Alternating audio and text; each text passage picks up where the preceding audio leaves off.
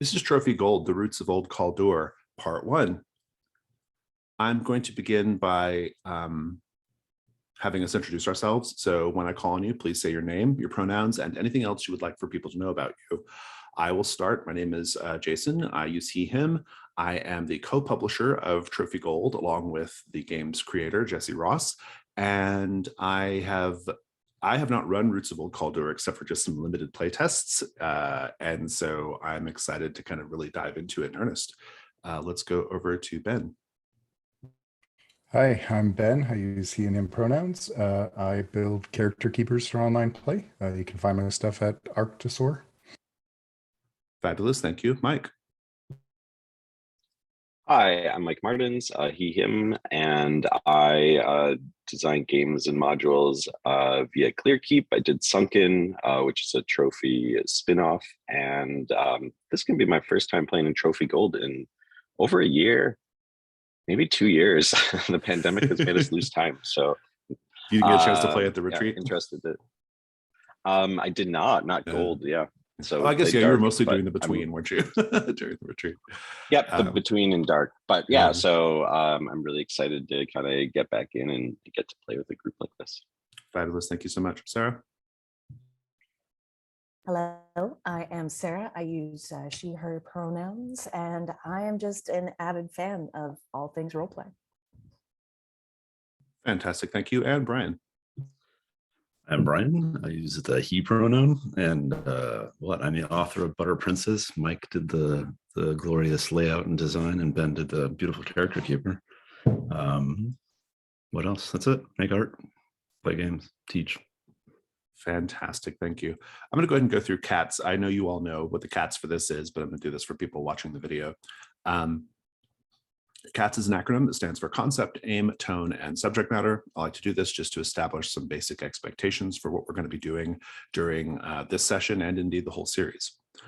So the concept of first Trophy Gold. Trophy Gold is a game about desperate treasure hunters going into the lost and forgotten places of the world, kind of like this treasure hunter in my background there, desperately hanging from a rock. They are there to collect antiquities and money in order to fund a very expensive drive that they have. The game is kind of a little bit more like a standard fantasy adventure game as compared to its progenitor game, Trophy Dark, which is much more of a horror, dark fairy tale approach to the system. Let's see, what else? Oh, Roots of Old Kalduhr. So Roots of Old Kalduhr is a mega incursion. So the adventures in Trophy Gold are called incursions, and this is a mega incursion, meaning it is gigantic. We estimate it will take roughly 90 hours to finish. I don't know if you to do everything. I don't think we're going to be able to do everything, but if you were to do everything, we think it takes about 90 hours to finish it. It is in the Trophy Gold book, and we're going to have this playlist that you're finding this video in is going to be an attempt to do as much of Roots of Old Kalduhr as we can. Aim. We're going to start by introducing our characters. 3 of the characters are returning from a previous campaign, and then we have a brand new character as well. And then I'll introduce Roots, and then we'll get playing. We'll do a debrief at the end. That's our play aim as a group. Our character aim is to find treasure. This is your main motivating factor, is to find treasure. All the rest of the story sort of flows from there. And then sort of a out of character player aim is to tell a good story. So Trophy Gold embraces dueling ethos of play to win and play to lose. Play to win means you're going to do your best to keep your character alive, and indeed the game is quite strategic and very much a game in that sense, maybe even more so than other role-playing games. But it's also play to lose, meaning at some point you might not be able to keep your character alive, and in which case you should lean into it and give them the most dramatic end that you can give them, because our goal ultimately is to tell a good story.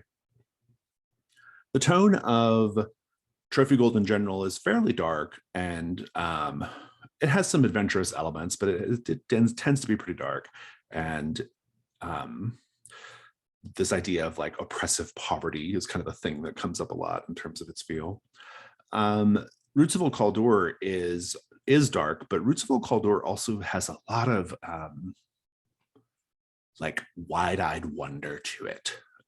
Like all the other incursions are kind of like, with the exception of like maybe the Rhyme Palace, are like dingy, gritty affairs. You know, the Roots of Old Kalduhr is very, very like you're exploring the fairly well-preserved home of a long dead fantastic people. And so all the stuff that flows from that is pretty cool. Subject matter. I think subject matter is listed on, yeah, here we go. Take a breath. Abandonment, amputation, body horror, cannibalism, classism, confined spaces, graphic violence, harm to animals, harm to children, heights, human sacrifice, insects and spiders, manipulation, mannequins, memory loss, mental illness, religion, slavery, and snakes are all things that could possibly come up. But of course, we'll have safety tools on the table. We will be using 3 different safety tools. The first is the X card. In this context, you can just say X card or type it in the chat, and I will stop and make an adjustment as needed. If something happens to the game that you find to be unfun for some reason, I may ask what is being X carded, but I won't ask why. The second is the open door policy. You can leave for any reason. And the third is lines and veils. There is a section on the character keeper for lines and veils. It's a safety tab. Just please go through it there at some point and mark the things that you would prefer not to have in the game as a line, and things you prefer to keep off screen as a veil. And so let's go ahead and see if you have any questions about cats. Any questions about cats? Okay, in that case, we are going to go ahead and introduce these characters. It looks like everyone is ready to introduce their characters, so we can just dive right into that. We have 3 returning characters. If you're watching this video and you're familiar with my channel, you'll recognize these characters from the playlist called Lives of the Sisters. It's been over a year since we played these characters, and so we're going to be kind of getting caught back up with them a bit, and that starts right now. So Brian, please tell us about Korkaluk. Sure. I'm playing Korkaluk, an orphaned mannequin. Physically, I'm kind of part porcelain, part skeleton, part, I don't know, ceramic construct. Well, I'm kind of on a drive or a quest to find a descendant of my deceased creator, Mashiko, in the belief that maybe they'll be able to get kind of replacement parts as I break down. Over the course of time here, I've fallen in love with Patience Davies, a porcelain-faced beetle woman. My body is kind of a melange of things. I'm fused with a mangrove. There are some bees that are living within me that are compelling me to build a perfect hive. So I'm kind of a far cry from human at the moment. Fabulous, thank you. And let's go over to Ben and Osto. Osto is a cured beast bitten. He was bitten at some point in the past by a beast bitten bear who passed the curse on, and he was cured by his brother who stole a cure. I'm pretty sure that's right. And for that crime, he was sentenced to Barcelona prison. So Osto's drive is to buy his brother's freedom. And he spent good chunk of time working with Korkaluk to further that goal. Spent a good chunk of time as a preteen, but then he's better now. And he can also lie again, because that was onerous. That's the worst condition, when your character can't lie. Fantastic, thank you. And let's go to Sarah and Ibu Gleneth. Yes, Ibu Gleneth. Ibu's just an honorific, so Gleneth is a weaver by occupation. She has a mess of hair that is all stuck with hat pins and needles and pens and everything else. So she's also using that as her weapon. As she goes about the world, she'll poke something she doesn't like. I am an unmasked Feyborn, and my drive is to humiliate the Chancellor of the Yogyakarta Lyceum, which was hinted at in our last campaign that he might have had something to do with revealing myself to be a Fey. I have skills in mending, traps, prophecy, and illusions.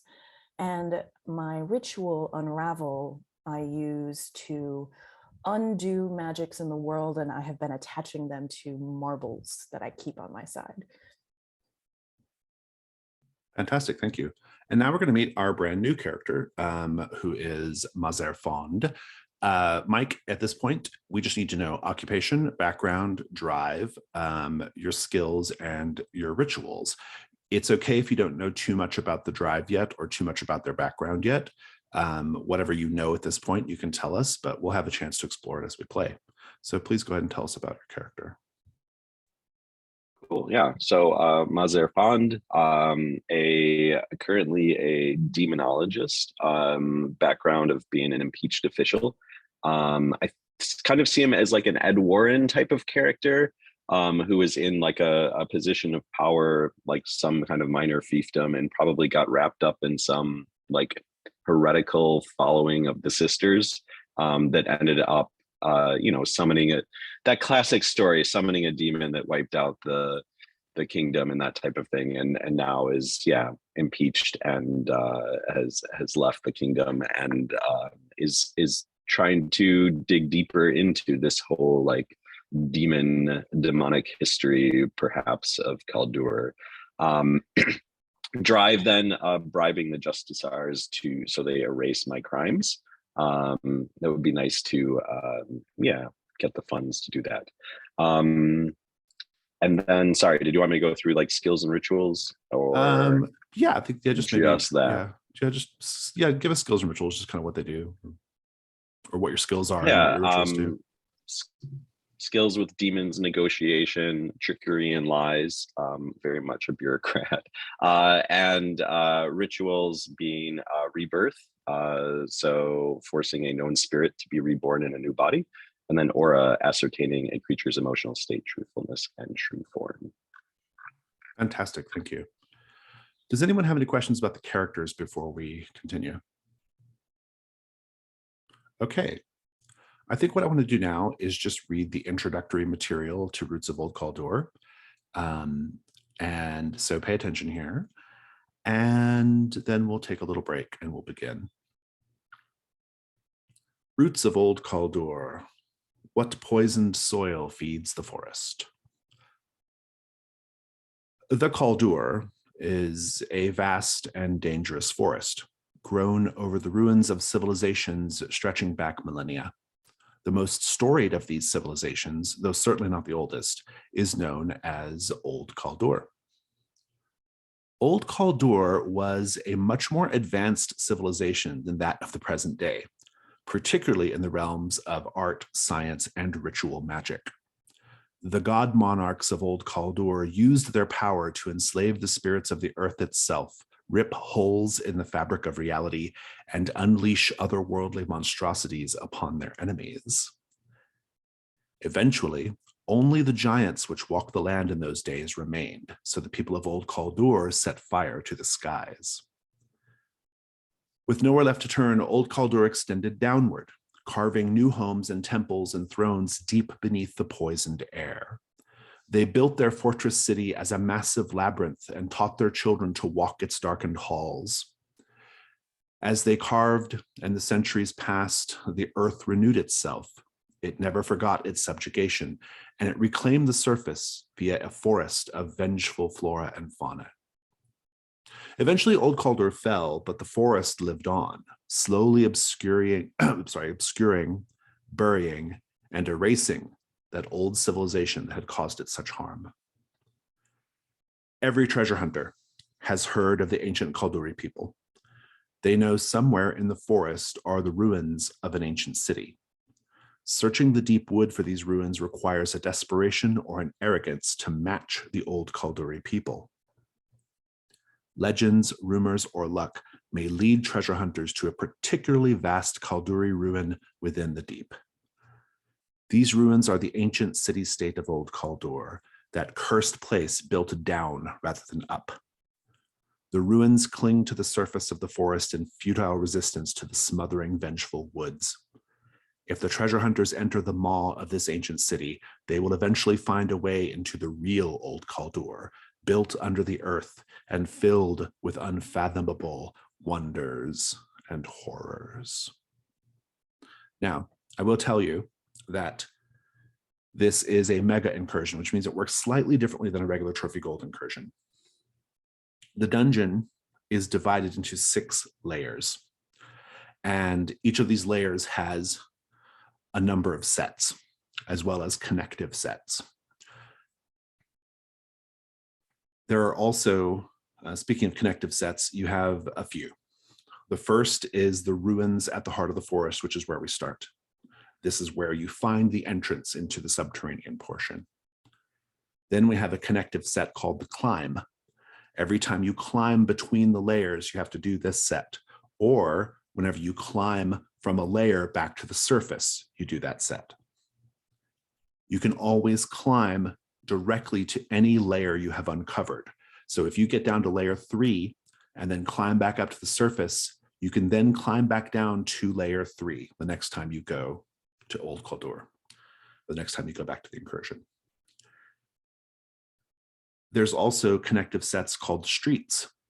Every layer is essentially, with the exception of one, is connected, actually no, 2, has streets that you have to navigate to get to the various sets within that layer. And the streets themselves have treasures and horrors of their own. There are 2 special layers that function a little differently in terms of how their sets connect up, but for the other 4 layers, that's basically how it works. In terms of our story, our recurring characters, I'm not going to dwell on the old campaign too much, but our recurring characters were variously in the thrall of 2 very powerful characters, one called Iotho Bruno and one called Patience Davies. And this excursion, this journey to the ruins of the heart of the forest represents the group essentially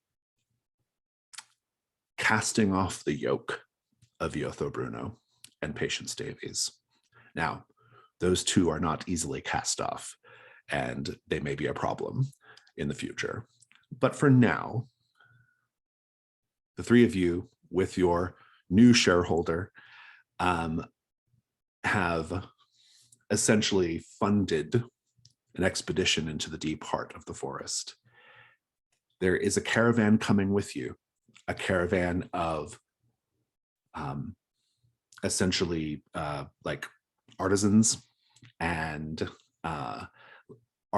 like other support people who are coming with you, and wherever you find the entrance to the Roots of Old Kalduhr, they're going to set up a little camp for you there so that you can always return to it.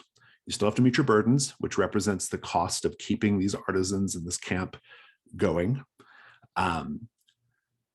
But they're there. You don't have to leave the forest every time you're leaving the incursion, right? So that is an important base. That's the basic setup, right, of what's going on here. For the recurring characters, this is actually a couple of years in the future from when we last saw you, so bear that in mind as well. This initial set is the ruins at the heart of the forest, and it has a special rule called the delve roll. Basically, I'm going to start you in a prop as you would in any other set, and you can search it as you wish. You can move to a new prop, or you can say, I think there might be an entrance to the city here, and you can do this delve roll to see if you're correct. So, and if you find the entrance, then you're good to go. You're going down. So that's how that goes. So with all that said, let's take a 5-minute break. We'll come back and we will start with the ruins at the heart of the forest. A couple of quick rules things before we start. One, Trophy, Dark and Gold, is a very collaborative game. So I have this incursion, and it has lots of details and encounters and things that I will be throwing your way. But the story, the actual story we tell, tends to come from all of us as a group. It's not really delivered so much through the text of the incursion. And when I say we all are responsible for that, and it's a collaborative process, that's mechanically enforced. There is a mechanic called the risk roll, and within that mechanic is a sub-mechanic, I guess, called the Devil's Bargain. And the Devil's Bargain is really your chance to shape the fiction in pretty dramatic ways. And so I will give you an example of that. Let's say, for example, Mazarfond is jumping across a ravine, trying to jump across a ravine. And so we're building a risk roll pool. And in exchange for a light die, Mike can accept a Devil's Bargain from myself or one of the other players. We're all making our offers. And one of the offers is, well, no matter what, whether you succeed or fail, your amulet of protection is going to fall down the ravine. Now, the Devil's Bargain has to be something that can be true whether you succeed or fail. So if you succeed at the roll, it's because the amulet of protection just fell out of your pocket or whatever, right? If you fail, it's because you also fell down the ravine. And so that is how the Devil's Bargain is satisfied in that instance. That's a pretty simple Devil's Bargain, not a bad one, and sometimes simple is best. A more interesting Devil's Bargain might be, no matter what, Mazarfond, on the other side of the ravine is a Justicar or Justiciar. And now suddenly, this is a Devil's Bargain that implicates Mazarfond's story in a big way. And so if Mike was interested in exploring that, he could take that Devil's Bargain. What I mean to say is that the Devil's Bargain is a way that you can kind of look at another character's sheet and sort of poke and prod and get different elements going that maybe, I didn't foresee, that the player didn't foresee, that the incursion certainly didn't foresee. So that's the collaborative nature of the game. That's not the only way it happens, but that's the main way. Another thing about the game is that I mentioned it is kind of a strategic game-like game. That mostly comes out in the management of a currency called the hunt roll token or the hunt token. You'll be gathering these hunt tokens as your characters search the world and ask questions about the world. And you can spend those tokens to do one of two different things. You can spend them 1 for 1 to find a treasure worth 1 gold. And you might want to do that because every time before you can return to camp, you have to have met your burdens in gold, either treasure equal to that amount or actual money. So you can spend the tokens to guarantee finding a treasure. Alternatively, you can pool 3 tokens between players, or I suppose 1 player can do all 3. You can pool 3 tokens in order to accomplish what is called a set goal. Every set has a set goal. A set goal is usually an out-of-character story goal, but it can also be something that the characters are aware of and actively going for. You can accomplish set goals just naturally through the gameplay, but you can short circuit the process by spending 3 tokens, which you might want to do from time to time because your character might be getting pretty close to death and you need to fast forward through a certain part of the dungeon or whatever, right?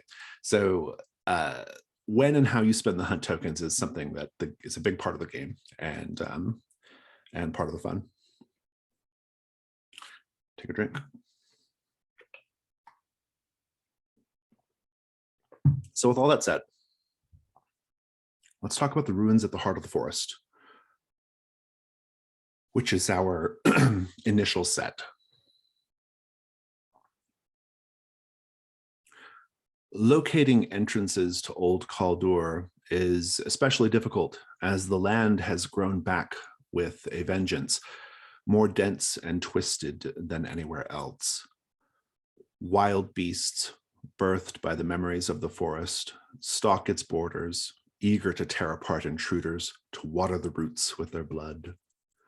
Countless spirits trapped within the woods hunger for a chance to experience the warmth of living flesh and dream of hope once again. The scattered monuments that can be found above ground have been largely overgrown by the forest over millennia, and most have been plundered long ago.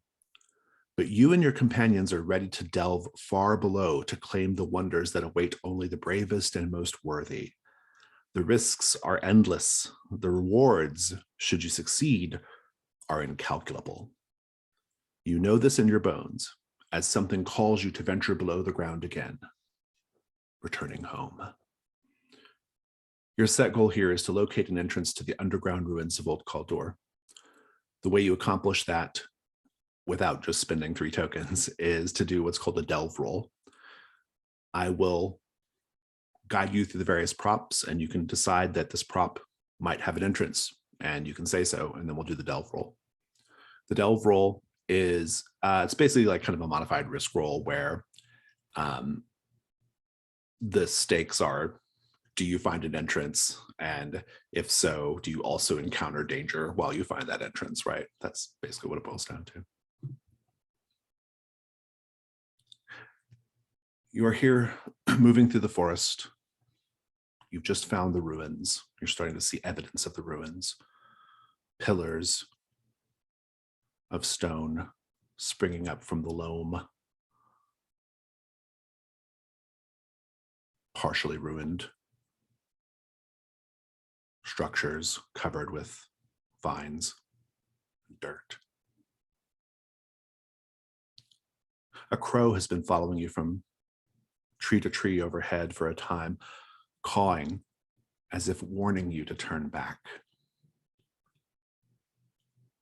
A confounding maze of ever-tightening branches seems to herd you deeper into the forest. So even if you wanted to go back, you kind of don't have a choice at this point. You're just getting pushed further and further in. It's getting very, very slow going with the caravan. Everyone who's come with you, and it's about, I don't know, it's probably about 50 or 60 people, they're taking a big chance, a big risk on you. They have given up basically everything to make this journey for the promise that you are going to pull up treasures from Old Kalduhr, which they will get to share in, which is your burdens.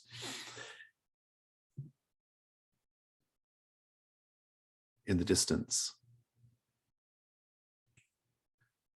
everyone in the caravan hears a thing that causes the caravan to stop.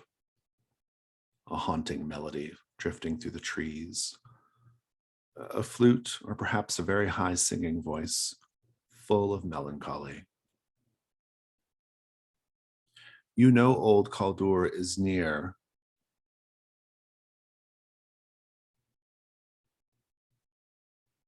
Because the plant life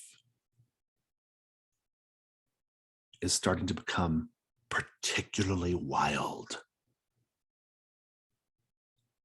These are the plants that are directly watered by the magic of these fell people. As I paint the scene, everyone please tell me how the plants are affected as you get close to the ruins at the heart of the forest.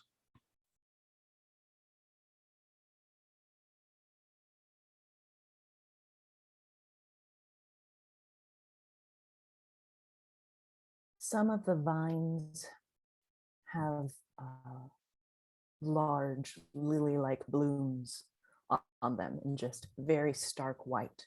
But as we pass, they follow our movements.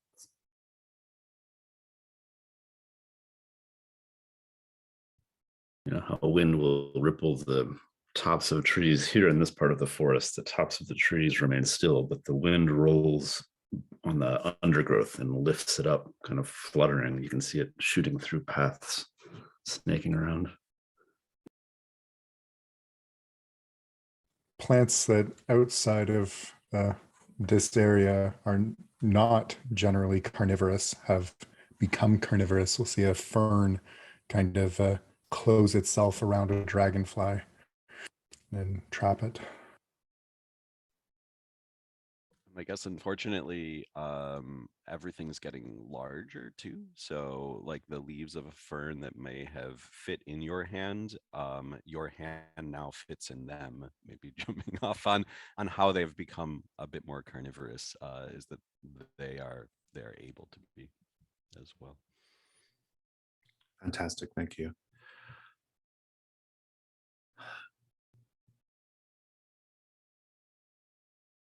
You reach a statue clearing.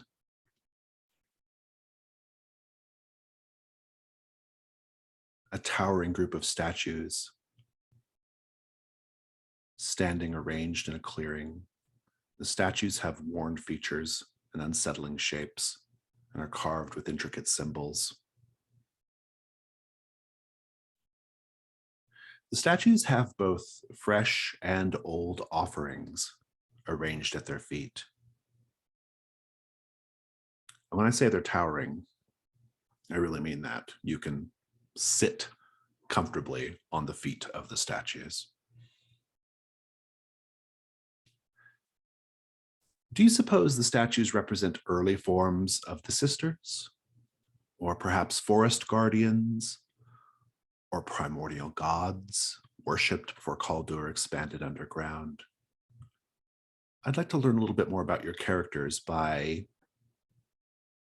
knowing how you interpret who these statues represent.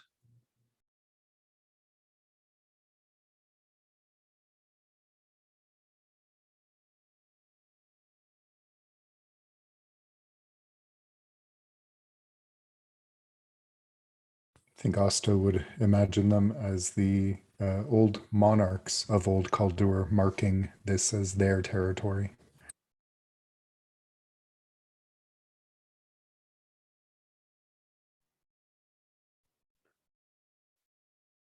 I think Gleneth believes that they were put there as physical guardian objects, and as she traces her finger along some of the symbols, imagines that the items themselves are magical warnings and are guards to the entrance to the ruins.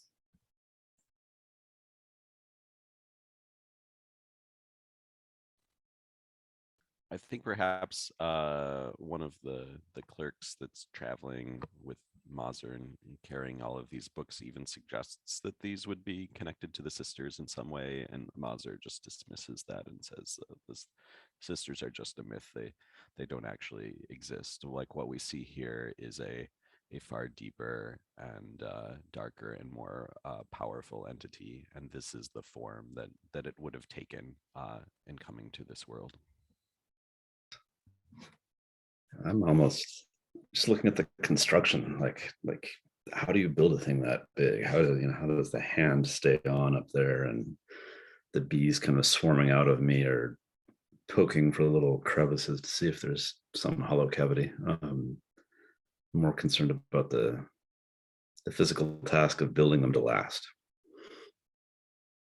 Korklik, have you heard stories of constructs in Old Kalduhr? Did they have constructs back then?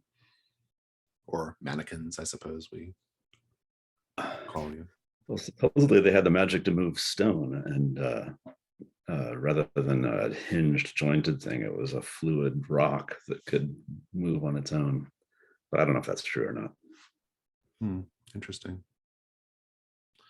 You're here in the statue clearing, which you can search as you wish. I will tell you that there's some other things in the distance that you can see as well. Eva Gleneth, you'll see a few hundred yards off what appears to be a grave site, a recent grave site, like an impromptu.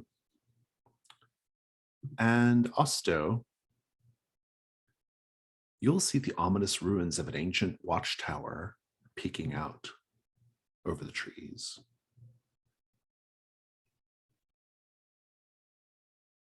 But I'm going to start with Mazar Fond. You're here in the statue clearing. What do you do? I mean, I think I'm like gathering up a number of like clerks and scribes, and there's these like folks who are just carrying these giant like sacks of books, and maybe there's like a cart that's like a library and that type of thing. And we're just sort of like sprawling out at the feet of this statue, and there's just like everyone else who is looking just sees them piling up these books as they're like pouring through them, and Mazur sort of like paces around the feet like a general, just like trying to explain to them like it might be in volume 13 of the old ones. Dig through. I think this could be Quasic the Great. You'll be looking for this particular type of rune. He's kind of like and just kind of going off in all of these tangents of what this could be, and sort of like pacing around to figure out the identity of these things, and if there is some record that they have in their belongings here. I like it. Make a hunt roll with, I think you probably make the case for like demons here, in terms of like the other skill that you use. So you get 2 dice on your hunt roll. Okay. And so just go to the little die roll thing and click on hunt and Hit hunt and 2 light. 2 light. I Yeah. guess. Cool. You got a 4. So you get a token. Go ahead and mark a token, but you also encounter something terrible. Great. The terrible thing you encounter is that, well, yeah, the terrible thing you encounter is that the research is going really well, Oh yeah. and you will learn that arrangements of statues like this were originally used as a sort of way of casting judgment upon those standing inside of them. And you might notice now that the statues all have a sort of like ominous, like they're all looking down into the clearing this that they encircle. Imagine almost like in the Neverending Story, right? The statues that judge you as you walk through. It's a similar idea. And they say that the statues actually had the power to assess your guilt. And if you were guilty, to summarily dispense with you. Of course, the statues might be inert. It's been millennia. But I'm curious what you do with that information. So I'm guessing that there's no like, if you are like good and true of heart and all of that type of thing, like just nothing happens. Like this is purely for the guilty ones. I don't know. Or, Old Kalduhr has lots of ambiguities in the language. yeah, for sure. I think like I look among these like clerks that are doing the research, and I look to one and I say like, oh, Basso, you understand the judgment based on what we've been discussing, right? How this functions. You are good and pure of heart and have no regrets, right? I know that he does, but am sort of like leading him on, and I think I sort of like nudge him towards like the center of where all of the gazes of these statues are focused. That's very good. To test things out. I like it. I think this is probably a risk roll, but we'll figure it out in a minute. Corklick, what are you doing right now? I got my little mining pick, and I'm gonna, I don't know, kind of poke and scratch at the feet of one of these statues. See if there's I think you mentioned they were engraved with symbols. Is there sort of a pocket-sized symbol I could pry loose? Something I could sell. Yeah, maybe. You can definitely start prying and poking about, I suppose. Make a hunt roll with 2 dice for your tool. All right. That's a 6. Take a token, but you're coming up short right now. But you got your token. Mostly just old stone. As best you can tell, at least at the feet of the statues. Unless you think there might be an entrance to Old Kalduhr here, in which case say so. But Is it too early for a delve roll? no, I don't think so. You can do it whatever you want. But Picturing the thing where you like lean to statue slides over. He pushes in. Hey guys, Oh, that was easy. this is really easy. We'll come back to you. Osto, what are you doing? Osto is going to kind of watch everyone doing their own thing for a moment and then start heading toward that tower he saw. Sounds good to me. What about you, Ibagleneth? So I would like to climb one of these statues and get towards the top third of it, both either for like seeing a wider perspective, or perhaps the symbology is different and not as weathered, or I want to see if it maybe has directions, or is it enchanted, or does it have laser eyes? I don't normally bother with risk rolls when it comes to climbing, especially when there's no immediate danger. But the size of these statues, I think, demands it. They're so big, and I mean, I absolutely agree with you, except that the squid armor gauntlets that I got in the last campaign are magical. Okay. And require no risk rolls for grapple or climb checks. Oh, I didn't know that. Well, there you go. You're good to go then. Congratulations. I would like to just haul my tiny little frame up there, sit on the shoulder. Very good. I love it.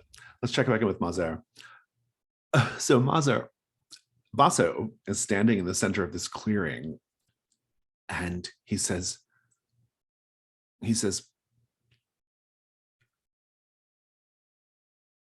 "Sir, I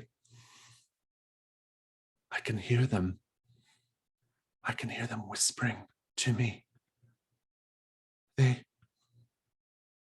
No. I can't tell. I can't tell them that. Sir, they want me to confess, but I have nothing to confess."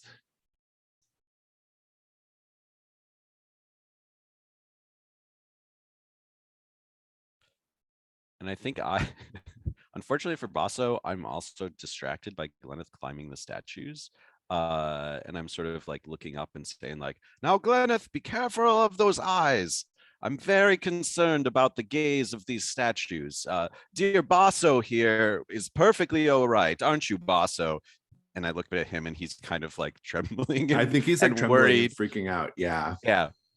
And I look back and I see, he's very worried about you getting too close to those eyes. I think, Ibagleneth, as you get close to the eyes, you can see them start to glow. They are starting to be filled with a hot, white energy that is rolling down in waves. What do you do?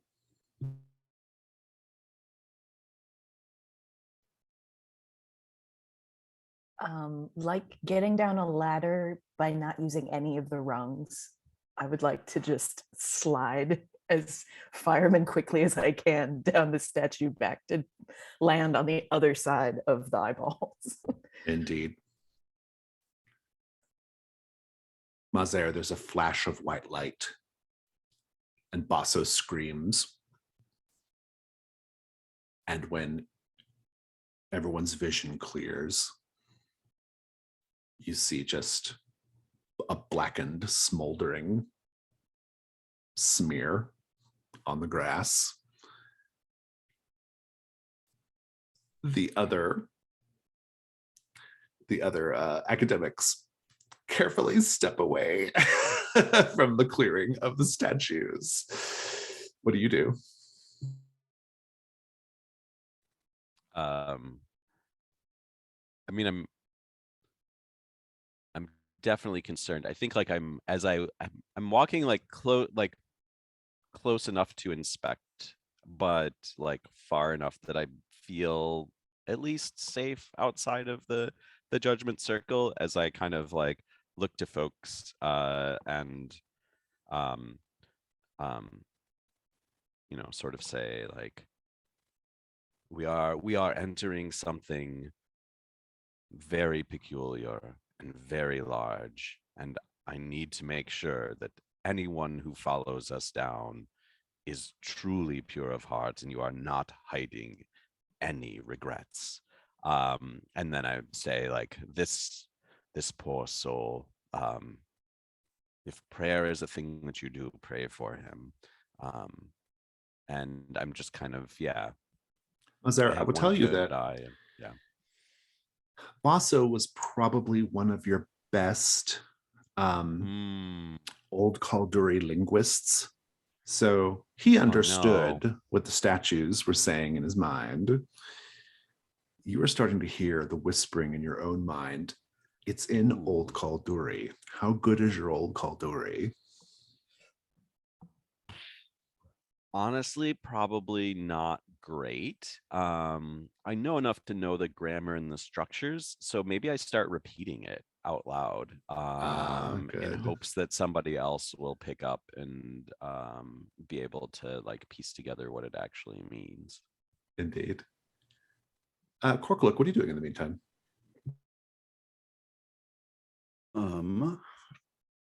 My thought was to push for a delve roll here and poke around.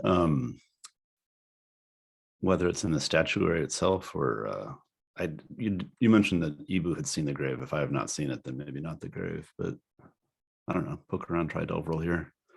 You can certainly do a delve roll. The recitation of Old Kalduri, like maybe I, as an antiquarian, don't understand it, but maybe the bees have a little more grasp of it. Yeah, I think the best you're going to manage here, Mazair, as you repeat aloud the Old Kalduri, you can tell enough that it's a command being given to you. And one of the other students says, I recognize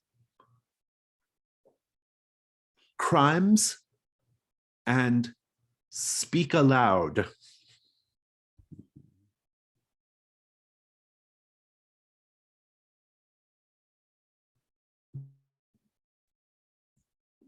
Here might be an opportunity to tell us a little bit about your background, Mazair, if you're going to speak your crimes aloud. um,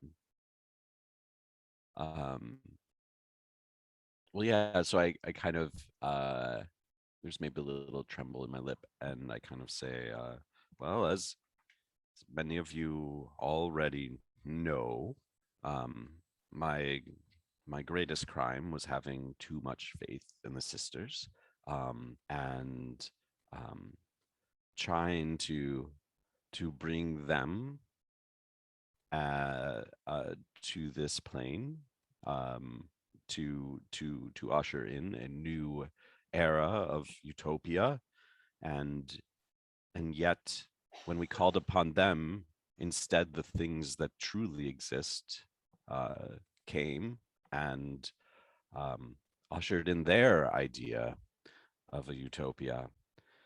I will interject with Corklook briefly to tell you, Corklook, that the bees that live inside your body are going crazy right now.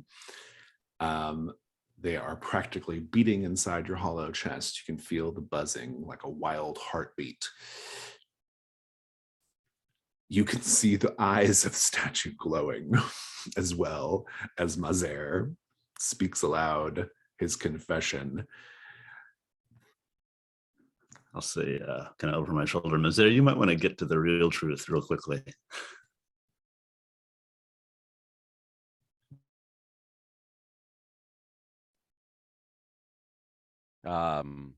Maybe that is the truth, but maybe the statues don't care. Or maybe they're just malfunctioning. Who knows? I'm also remembering way back when we revealed our crimes aboard the Bone ship to propel that ship forward in the Rhyme Palace. Is that right? It's the Rhyme Palace, yeah. In any case, Corklook, it might be on you to save Mazair right now. What do you do?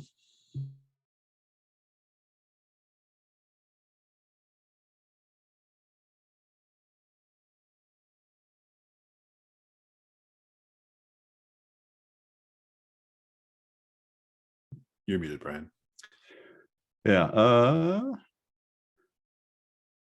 don't really have a command of these bees. I don't know that I can like swing them at him. So I'm refreshing my memory of some of my items.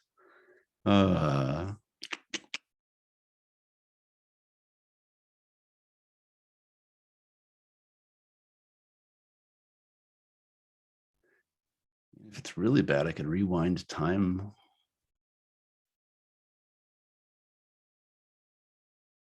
Could be as simple as just dragging him from the center of the, Yeah, clearing. but the Yeah, even flying Gleneth, tackle, what do you alright. do? Even Gleneth, you know. I'll go kind of give him a, well done, shove him out of the circle, and then hot foot it out myself. Indeed. I don't need a roll. I think that's fine. Osto.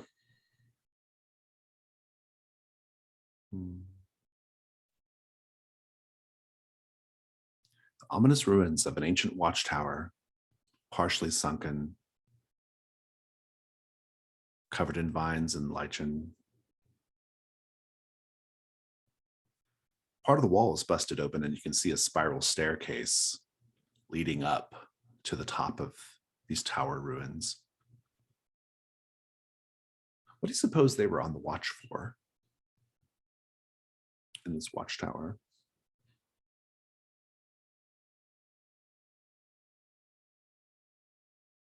Giants, I imagine. The approach of giants.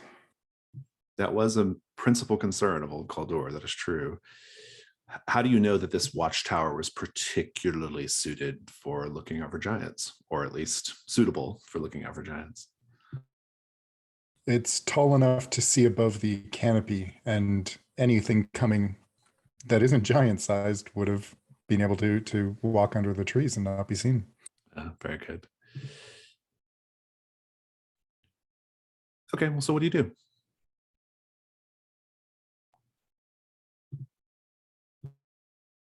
I'm gonna go up. Maybe see something that helps locate an entrance.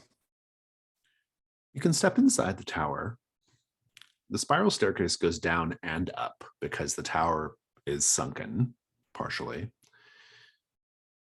Where do you go, down or up?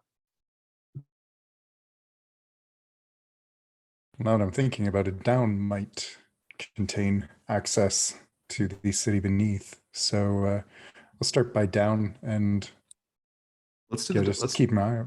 Yeah, let's do the delve roll. It says when you believe a location connects to Old Kalduhr, say you're looking for an entrance, and then gather some dice, and you are. You take a light die for describing a prophecy or piece of lore which you believe describes a path to Old Kalduhr.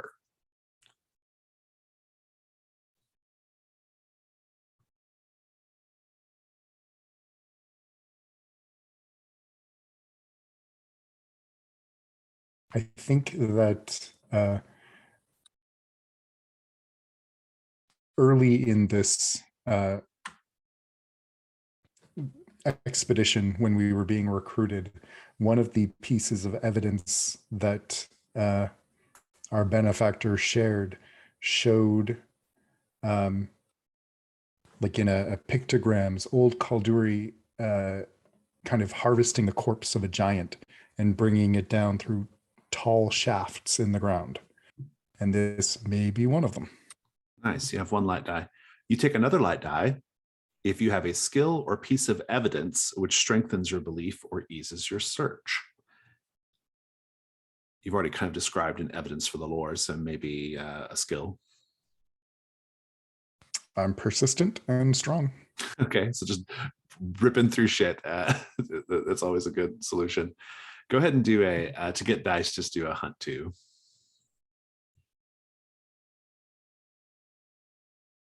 Hey, a 6.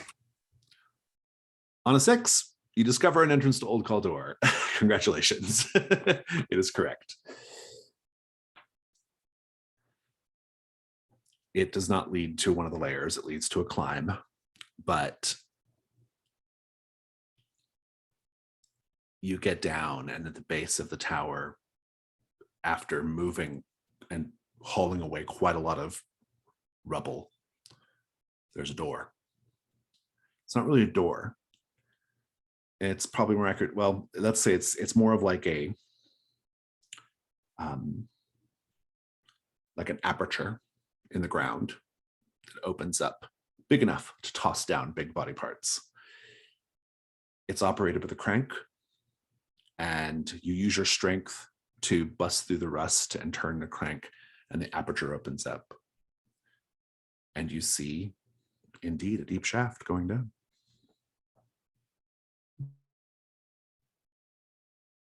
I'll take the opportunity before heading out to find the others to see if there's anything in here that might be worth scavenging. Make a regular hunt roll if you want. Don't think I've got anything to help on that. A 4. Take your token, but you will encounter something terrible. Let me take a look at the props here.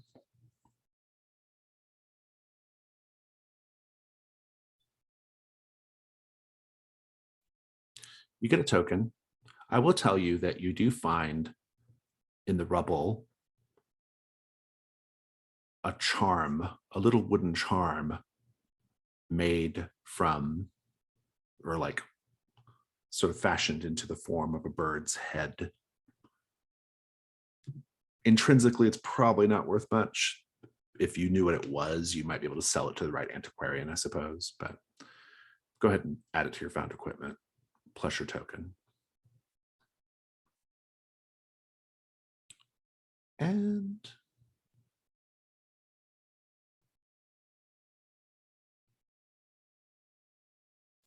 also, there's something coming up from the shaft. You hear it snuffling, breathing heavily, rapidly ascending.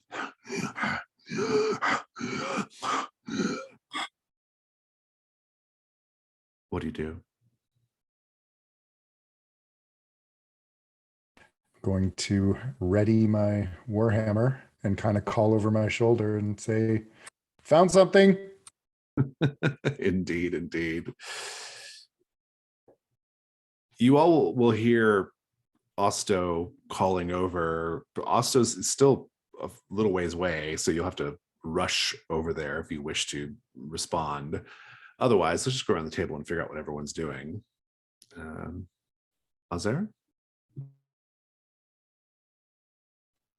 I think I sort of like usher everyone back out of the ring, and then say, be safe and be pure. I'm going to go help our friend, assist our friend, at least. Indeed. Gleneth, what are you doing?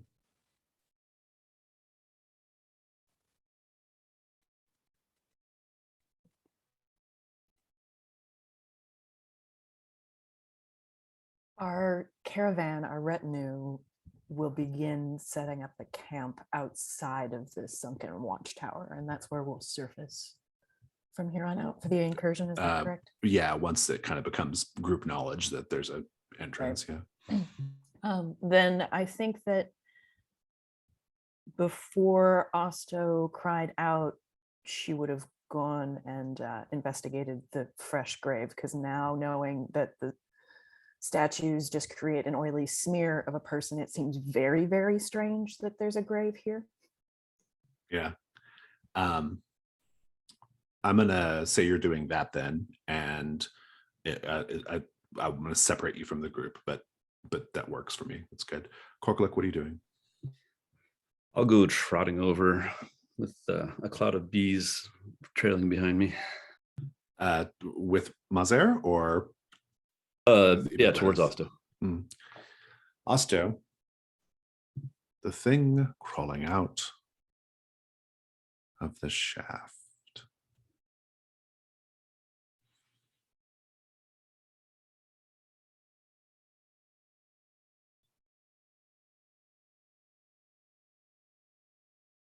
Hmm.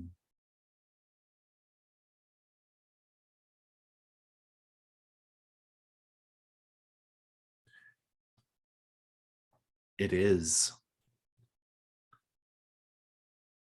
a massive animated stone giant.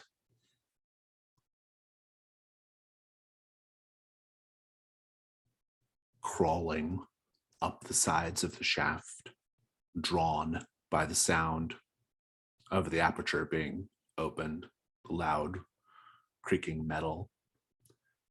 It comes into view. It's mostly just like a series of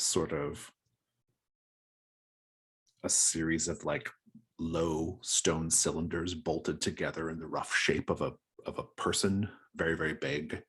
Its hand is probably the size of like your torso.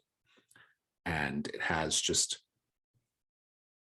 set in its head a pair of glowing gem eyes that glow orange. And it climbs up and it just makes this sort of like droning sound. What do you do?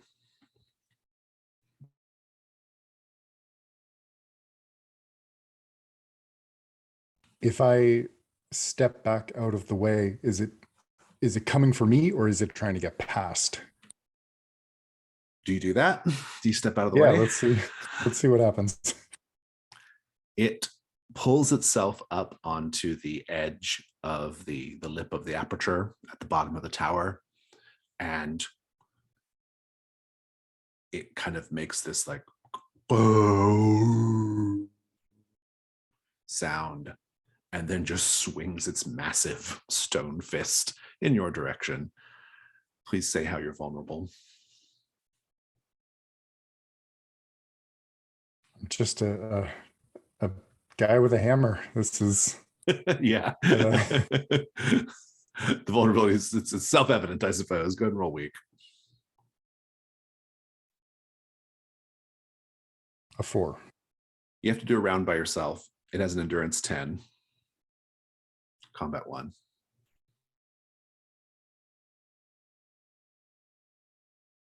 A 4. Indeed. Please describe the hit or the first part of the combat.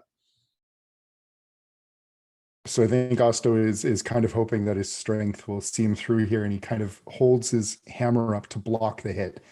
And not only does it not block, it sends him crashing into the wall behind him. Korkuluk and Mazer, you might quicken your pace once you hear the danger in the base of the tower. You kind of just see through the gap in the entrance, or actually no, because you have to go down a little bit. I think you'll go down a little bit and you'll kind of see from above Osto being slung by this big towering stone creature. You're still at a distance, so if you don't want to engage the fight, you can do rituals or ranged combat to lower its endurance. But if you want to dive right in there and do the fight, then you got to give me a weak point.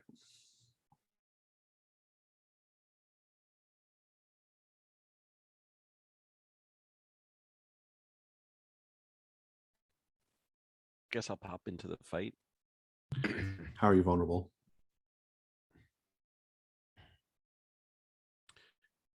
I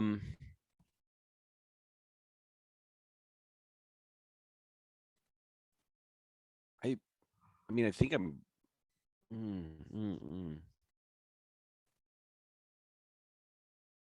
don't really have anything basic here other than, yeah, I think I'm like so surprised and startled, and this is so different than what we were looking at before, that I'm just like very focused on Osto and not as focused on what this giant thing might be doing and shifting its attention. So yeah, I think it's just that sort of like dead focus. I love it. Coming to help. Roll weak. See what your weak point is. 6, not a great weak point. Korkuluk, are you joining the fight? I had a quick question. Can you remind me if you're trying to reduce the endurance with a ritual? In gold, You do a risk roll. risk roll. Okay. It's a risk roll. Yeah, essentially. Got it.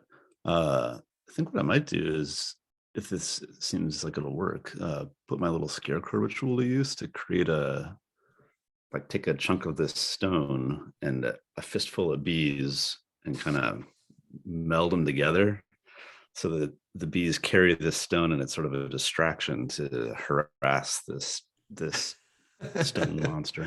Very, very good. Yeah. For the Scarecrow Ritual, you have to name the target. What do you name this thing? Oh goodness.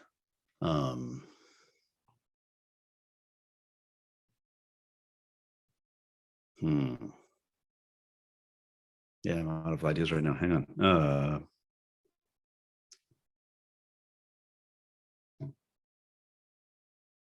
We'll just call him Kulu. Kind of the middle part of my name, Kulu. I love it. The thing is now forever known as Kulu. So you have to do, it's essentially a risk roll. And everyone else gets to speak what we think could go wrong here with this, creating this little rock wasp drone, I suppose. What could happen? Players, Ben, Sarah, Mike.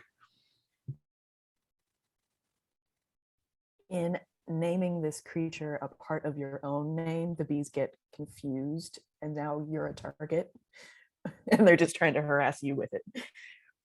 Yeah, I like that. I was gonna say they just like joined the fight and now it's harder. So now it's a bee drone rock thing. Any other thoughts for what could go wrong? It was pretty similar to that. So Yeah.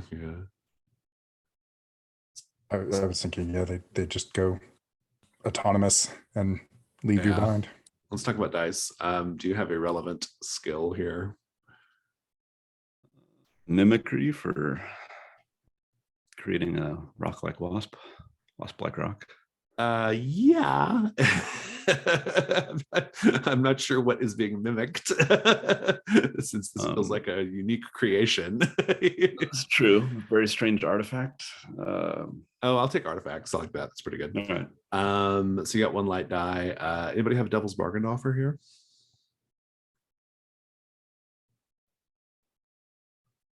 No matter what, your bees know how to do this now without you, and maybe influencing rocks and other Yeah, small I was objects gonna around you.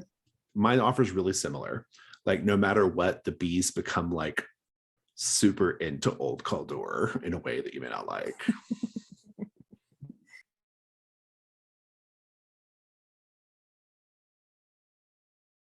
So I know that our little group hasn't done any of the incursions with bees in them, but doing this will alert the bees to our presence and we will encounter some bees.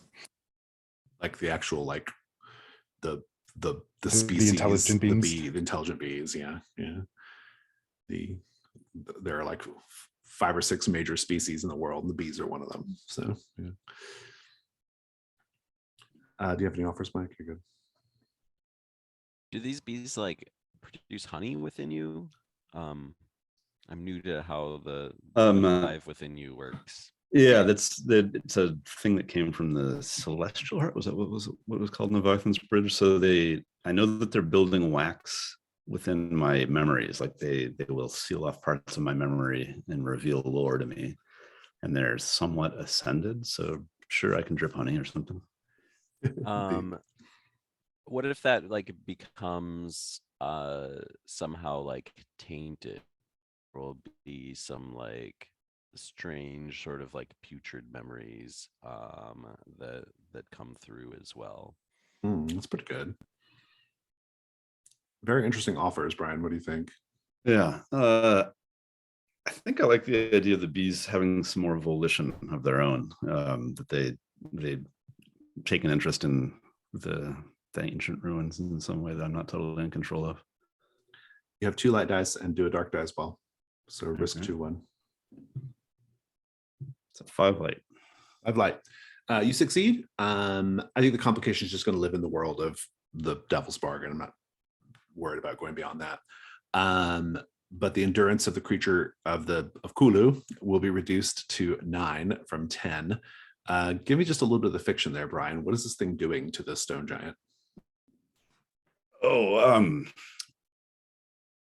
Flying up towards those gemstone eyes and just tacking on the glass. Like imagine a rock just like pick on glass. Not just the vision, but the kind of the echo of that through the brain case of this stone being. Let's have our combat roll. Mazer, the combat roll this round is at 3 dice. Do a combat 3, please.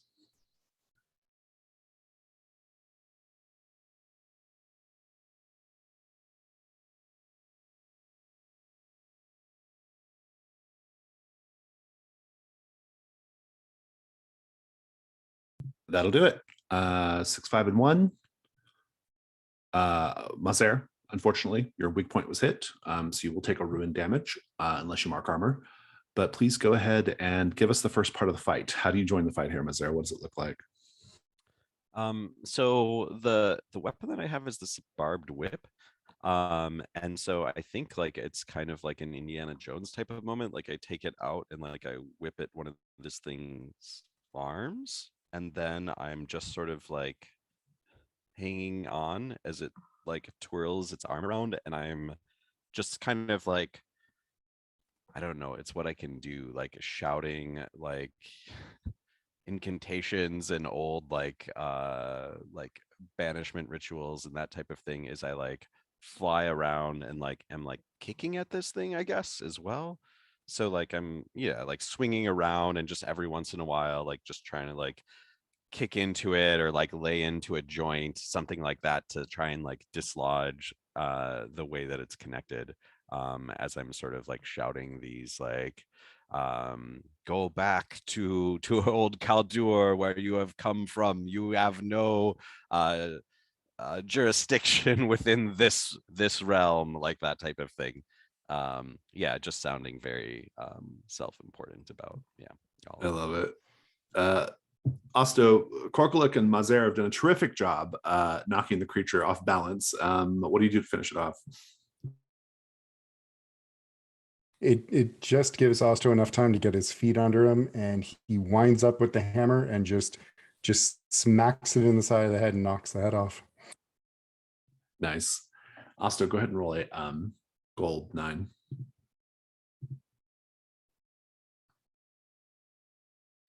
Two gold worth of treasure. Be thinking about what those are. Whoever has an idea can name it and take a treasure. I'm going to check in with Ebook Gleneth for a bit. So Gleneth,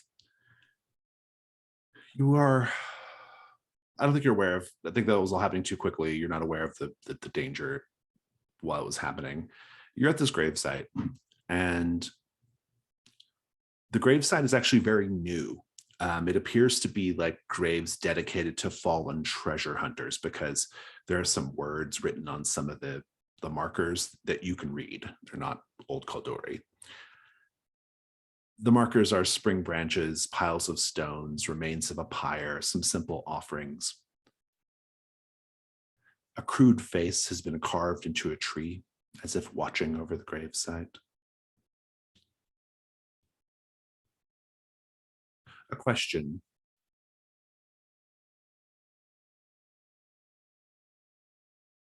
Someone must have survived these dead people based off what you can see arrayed in front of you. Who are they?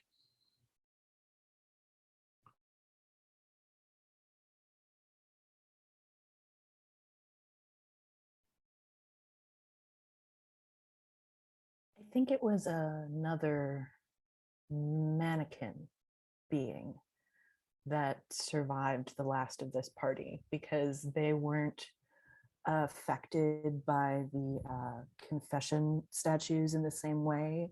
And so they didn't understand why all of these fleshy people were trying to, why the lights and all the rest of it. And in the end, through some imitating human customs, tried the best they could to bury humans in the way that they like to be in the dirt after. Is there like a sort of naivete or gap in knowledge in how the graves were constructed that reminds you of maybe how Korkuluk might have done it? The symbols to the relevant sisters that are carved into the, like, scratched into the stone set up top the graves has a very like reversed R kind of quality to it, that there's not quite the right symbology there, but it was a good try. I like it. Well, so you're at this gravesite. What do you do?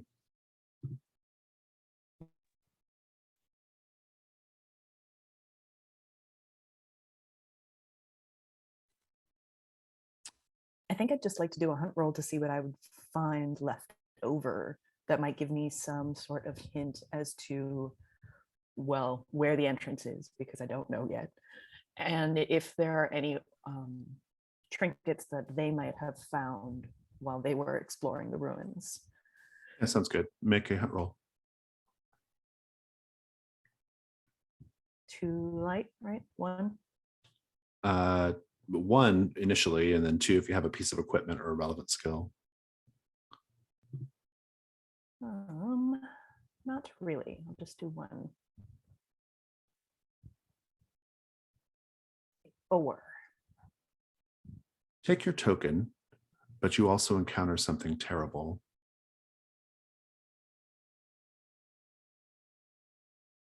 One of the graves is not a grave at all. It is a mannequin, perhaps the mannequin that made these markers. What appeared to you to be a sort of arrangement of branches and a elk skull meant to appear like some sort of ceremonial altar or offering actually begins to move. The branches begin twisting in place, and the skull kind of bobs and wobbles, almost like a little dashboard thing, like wobbles. And the sockets are filled with a kind of eerie light. And what do you do?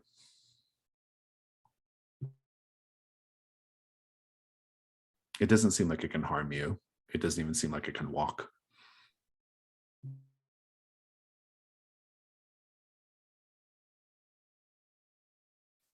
This makes Gleneth. I take pause. It's very sad. I have so much pity for this creature, and as I see it kind of struggle to maintain its momentum, I might just touch the skull gently along the side. It's like, oh, you poor thing, and then kind of wander away outside of its range of influence. Good. Let's pick up with the scene with Osto, Korkuluk, and Mazer at the base of the tower, looking down into the aperture, standing among the collapsed rubble of the colossal construct Kulu. The gem eyes, I saw that in the chat. That sounds like a perfectly good treasure. Each of you can take, or not each of you, but 2 people can take 1 each, or 1 person can take 2, but they're worth 1 gold each, however you divide them up. How are you dividing them up?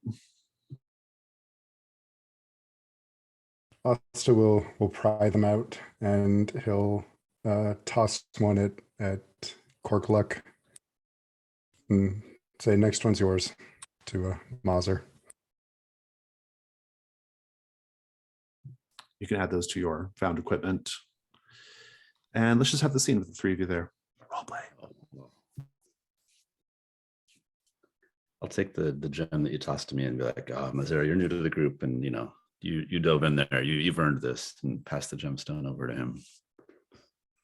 Oh, Mazer, how nice these charitable acts from your fellow colleagues. These surface treasures are no matter to me, so I'm also fine. I'm just waiting for what lies beneath. As long as someone writes Hopefully down not the more of these things. gemstones. Sorry, keep the scene going. Sorry, it was 9 or 10 endurance. It was 10 initially, then it got bumped down to 9.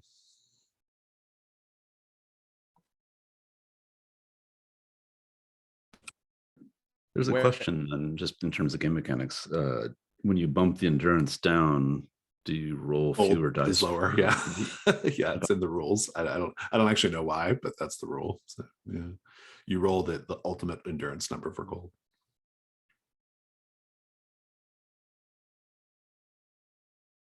Asta will look at Corklug and say it's like old times. It is. It's good to have you back at normal fighting size. Yeah.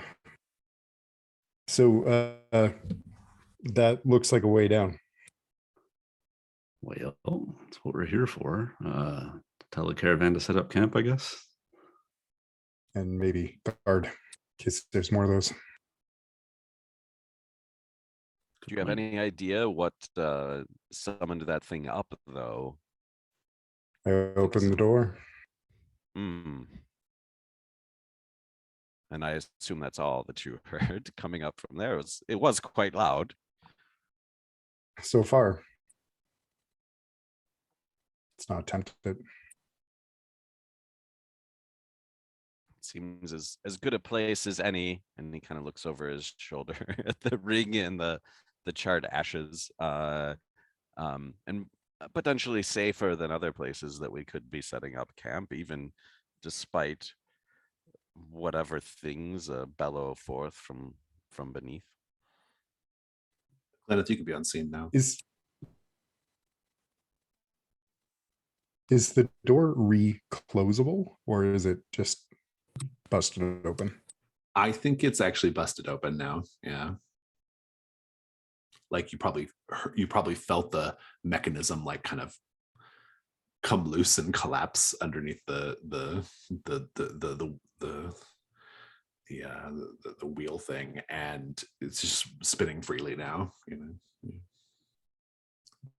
Gleneth will enter into the tower and hear the voices down the spiral staircase and kind of join the group and say, you know, for people who supposedly didn't like giants, they sure seem to like to make them big around here, don't they? Maybe they used to fight them with this or drag their parts down. And you can take it from me, our version of good looks a lot like what our evil actually is. Yes, I'm aware of your predilections, Mauser. I'm not interested in your religion. Hmm. Well, There's always time for we- ideology. Any chance that we know how deep this shaft is? I see a rock that's struggling from being carried by a bunch of bees, and I try to hurl it down to see if I can tell how deep it is. You don't hear a report. The rock might just like fly right back up again. I don't know. You can toss rocks down there and you don't hear any report at all. There's no sound comes back. I think when Gleneth tosses the rock down, Asta is just going to take several steps back.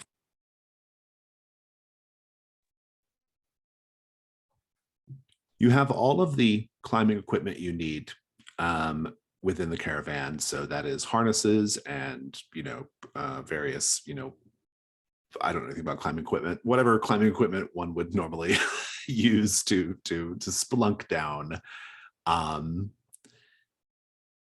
So I think we'll take a 5-minute break. We'll come back and we'll do our first climb set.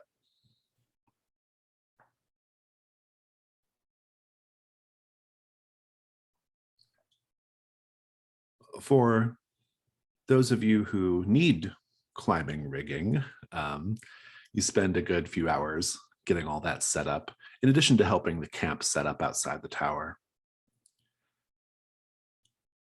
The camp is getting set up. The food tent goes up. There's a cook making a sort of like big shared meal. And there are a few children running around actually, who came with their parents, with the camp as well. And there are a few merchants who have come mostly to be like right of first refusal on the stuff you pull up, right, from the depths, but they're also there selling you things you might need for the journey as well. There's people minding the animals. There's a blacksmith with a little forge getting set up. There's all kinds of stuff. It's a camp. Osto and Mazer and Korkuluk have your climbing stuff rigged and ready to go down the shaft. Gleneth, of course, has those nifty sharkskin gauntlets, and you can begin your climb. The climb is a transitional set, which always has the goal: travel between the deep layers of Old Kalduhr. When you're going down, it means you travel to the next lowest layer or the next layer or if you're coming back, it means traveling to whichever layer that you want that you've been to already. So if you've unlocked 1, 3, and 5, you can travel to 1, 3, or 5. On the way back, it also automatically gets you from any layer to the surface. But for now, it's to reach layer 1. You can spend 3 tokens and satisfy the goal automatically, and we'll just narrate your descent. Otherwise, we play through it like any other set. The shaft actually isn't that long. It eventually turns into a narrow stairway, a safe path, as it were, that essentially goes along, wraps down, spirals down a chasm wall. Once you reach the landing of that stairway, you don't need your equipment anymore. And you just walk down the steps, which are just a few feet wide, only wide enough to go single file. But presumably at the end of this shaft, or at the end of this stairway, you'll be somewhere down in Old Kalduhr. What's the marching order down the stairs? I'm happy to go first, unless somebody else wants to. I think actually Gleneth would go first. As the shortest of the team, it is also easiest for the person behind me to have clear line of sight down the stairs. And it would be maybe more challenging for her to try and navigate this if she was in the middle of the order. So Gleneth, then Korkuluk, then Osto could bring up the rear. Yeah, and I feel like maybe we're kind of like fading back because like partly what I'm doing is like looking at things and making sure that it's not going to close up like with some mystical demonic power, of course. of course. It's going to close up after us, so probably every like weird rune or something object that I see, I'm kind of like inspecting and just sort of like running against my memory of what we've read about this place. Make a hunt roll.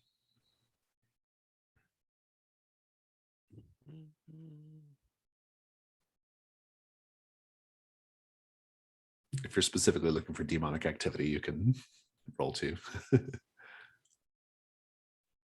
We'll just keep it at 1. I feel like it's a little bit more general. Oh God. I can't see the result. I might have to It's a 1. I might have to click on that link again. Hold on.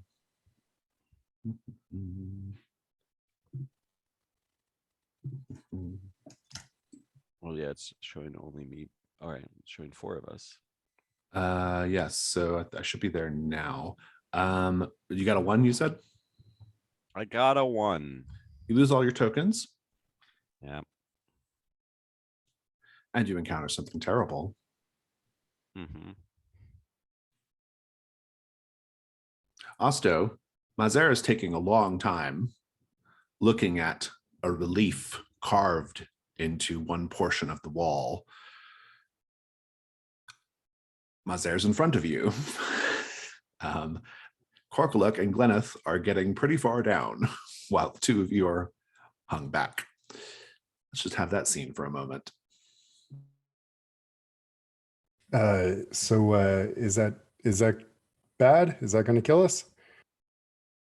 It's certainly not good. You can interpret And it like it's however you almost like wish. I'm like fading from like consciousness. I think almost like I'm either getting like lost in it, or yeah, in my own head, or there's something else going on. Yeah, in fact, I think that this carving is on a landing, or like a little, what do you call that when the stairs go down then back, or down, and there's a term for that. But in any case, it's like just a little landing space, and the stairs start going in a slightly different direction. Well, if it's not immediate, we should probably get going because, don't want to get split up, right? Osto, you can now see kneeling in the corner of this little landing is a person. They have a faint white glow to them. They are kneeling, and their hands are up by their face, and they're staring down into the chasm, staring down to Old Kalduhr, and whispering.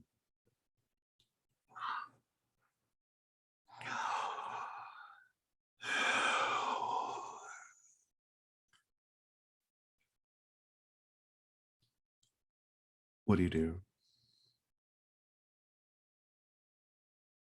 Oh gosh. Oster's just going to turn to Mazur and say, you see them too, right? Mazer, you'll see it as well. Yeah, and just to add to the creep factor, I think disconnected, it's not clear that I heard the person. I whisper the same thing. Ah, very good. The whispering is initially Osto just sounds like breathy noises, but in fact are words spoken in Old Kalduri. I don't know how much Old Kalduri you know, but I will tell you that the sound is, even if you don't know the words, you can detect the emotion. It is melancholy. It is deep longing and sadness. Mazer, you're experiencing it in real time, firsthand. This shade is infecting you with their sadness. How do you resist it if you do?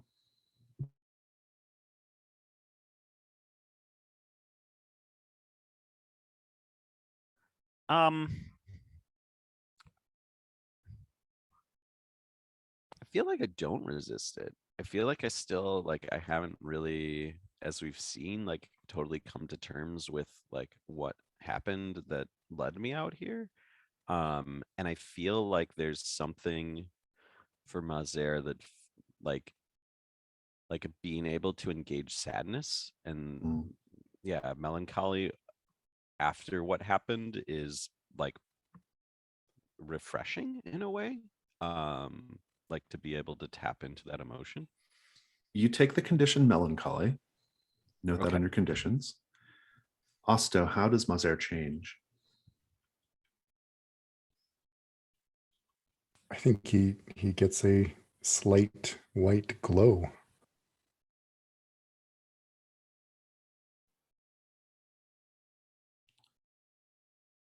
The shade is still there, looking down into the chasm, occasionally stretching a hand down,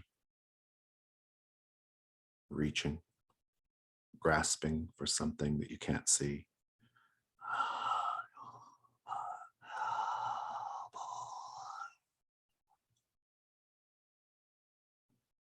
What do you both do?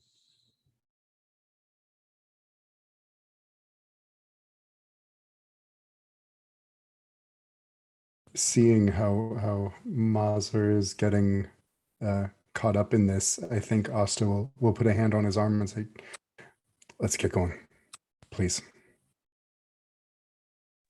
You can. And my one good eye, like, kind of like flashes alive, like coming out of the trance, and like kind of like darts over to Osto and just says like, I don't know, something like vaguely ominous, like, like, what's down there will certainly be good for us, but it's going to be with us for a long time.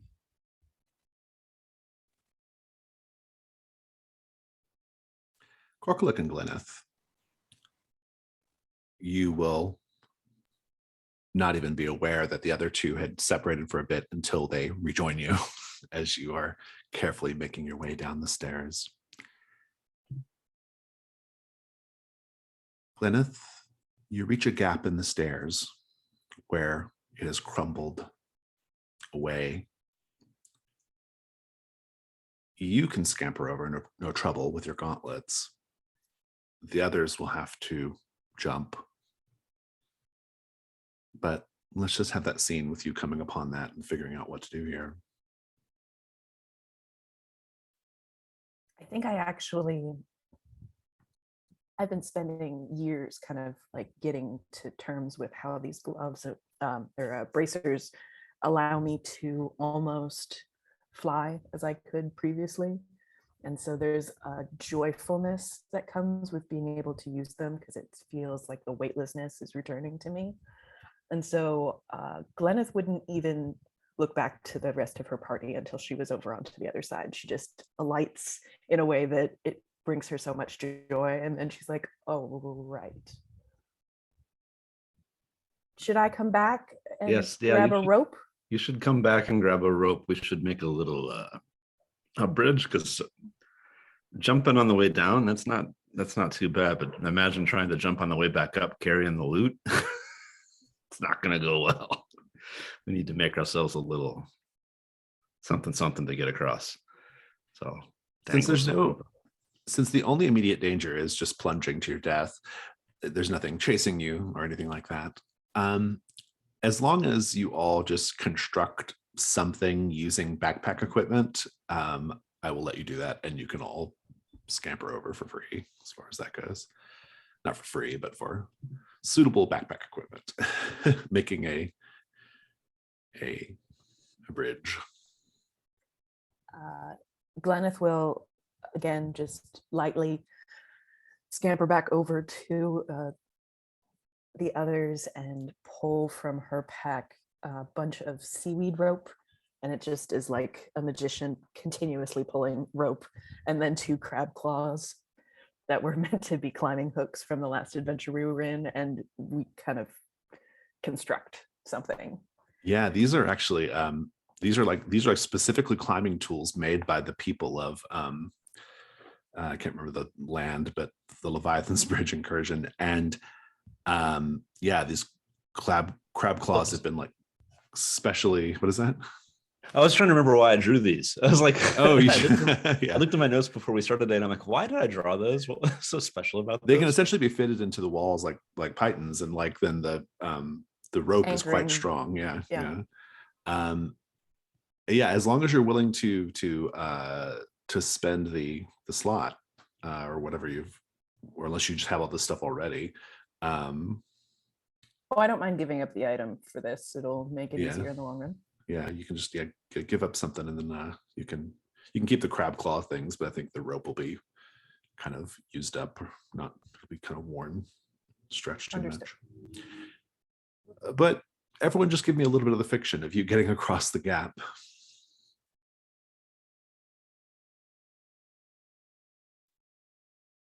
These things making kind of like a tow line, like a sort of a U-shaped point to point.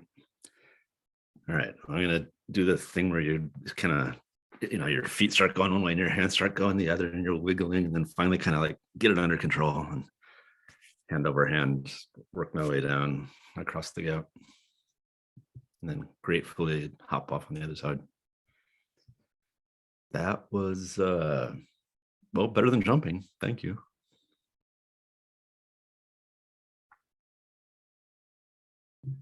Mazer, you're next in the order. You get halfway across the rigging when the shade's melancholy wells up inside you. Osto, how can you tell Mazer is being overcome right now? I think he slows to a stop, and he's getting that faraway look again. The glow is maybe coming back a little. Nostra's just gonna, I think, more or less kind of throw Mazer across. Gently. Gently, indeed. Eventually you all make it across, and you can continue the descent down these stairs. It is a long journey, but eventually you reach the bottom. The stairs lead to a ladder, an iron ladder that itself leads down to a landing that is the start for you of layer 1 of Roots of Old Kalduhr. You start in the streets and end in the sheets. No, you start in the streets, and I'll tell you that the streets of Old Kalduhr have been uninhabited for hundreds of years, but they are not empty. You find signs of lingering presences here. Someone please roll a risk 1-1 to get a light and a dark die for me.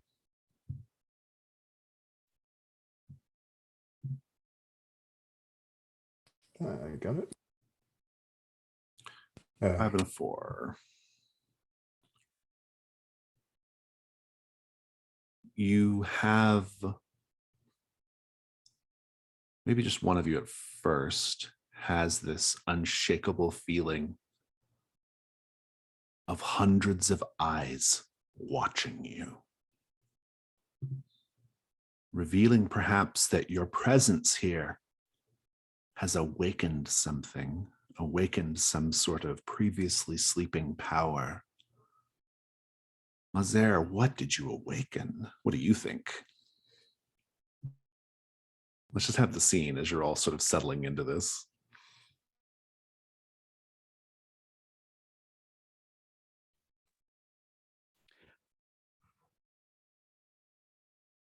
I mean, I kind of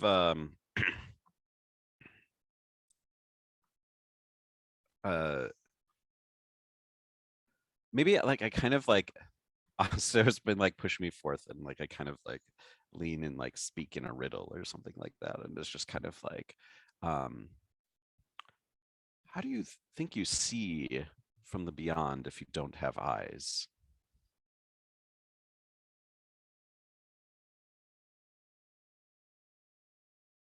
Astra's just gonna look at the other two and be like, "This is gonna be fun."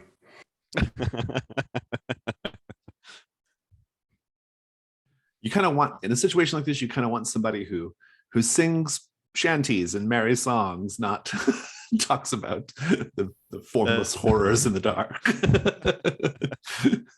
Osto would notice, because he's been watching Mazer's glow and that kind of melancholy, you would notice for the first time that amongst the series of veils and robes that Gleneth is wearing, that there is a moving dull light underneath the veils that you maybe hadn't noticed previously. Gleneth, did you pick something up? Oh, this is no, this is it's just a snake, it's fine. I I start saying, I start saying something like, I'm just kind of like muttering like passages again. So I'm kind of like, in volume 8 of Harris's greatest volume on Old Kalduhr, he talks about the presence of light being important to how we see, and so to traverse realms, it is light as opposed to the eyes themselves which see. Gleneth will say nothing, look back to Osto, and produce from inside of her robes the slightly larger starlit snake that had hatched after our very last incursion, and it has now just made its home in and amongst her fabrics, and it glows ever so slightly.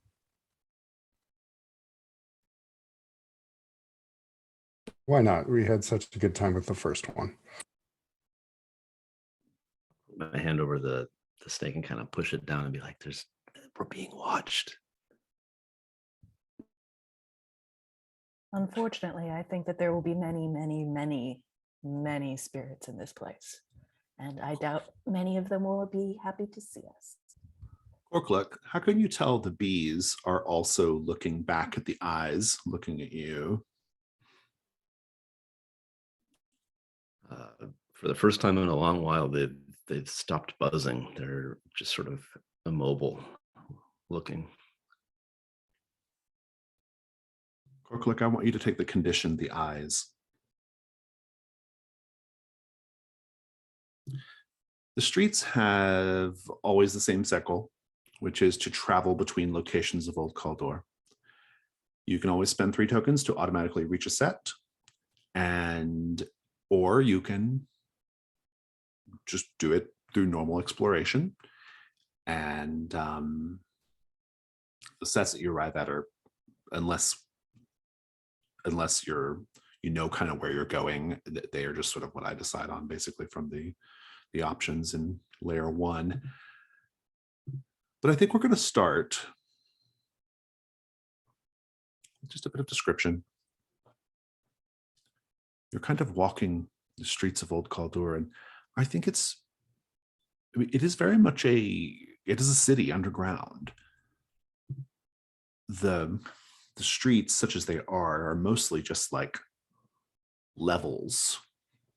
They move you between levels of buildings set inside cave wall. But there are also structures that sort of stretch out into large open cavern spaces as well, and you can take steps and things down. In this uppermost level, everything is really beautifully rendered and masoned. There are elements of the natural cave that's unavoidable, but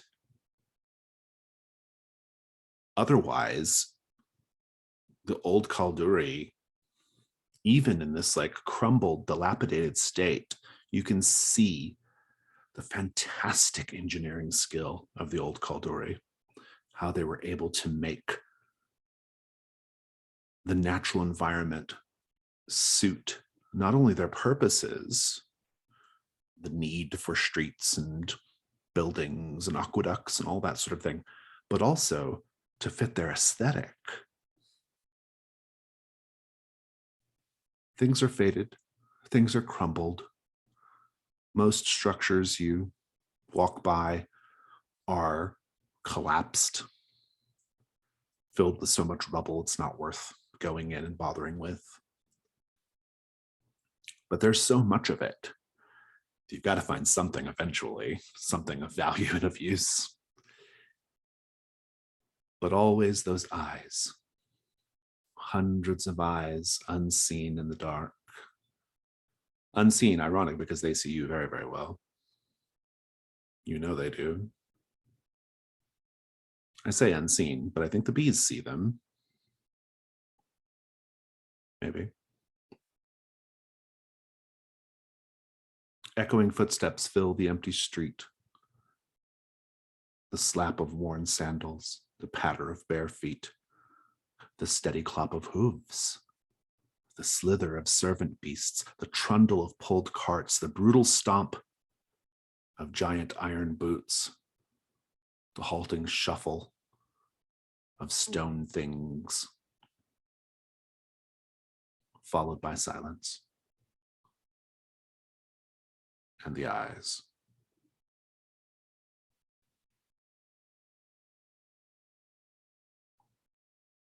You arrive at an alleyway, a path which avoids the more prominent features of the city. A shortcut to something better, perhaps. The alleyway is actually formed by massive covered carriages and carts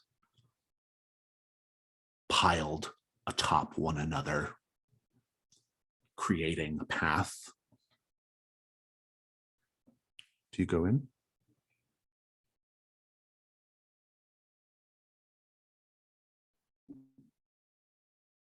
These carriages, are the wheels still on them? Is it like somebody stacked them? Or is Some it of like, them.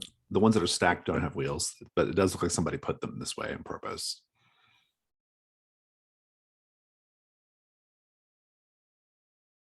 Given given the rest of the architecture that we've seen, would it be possible to say that this was done post fall of the society, or was this part of what they actually manufactured between the buildings? It probably happened during the fall of society. Understood. Yeah. I mean, your lantern light, if you all have a torch or a lantern or something, you can see a lot. Since you're asking the question, Gleneth, go ahead and roll a hunt roll. Okay. My roller go.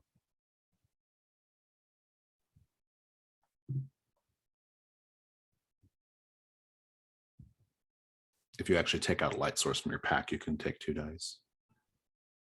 I have previously used my illusion skill to give a glow to one of my Oh, I like that. marbles. Yeah, that's pretty good. I'll take it. The light 6. Yeah, take a token. I'll answer your question. Yeah, it definitely seems like this was something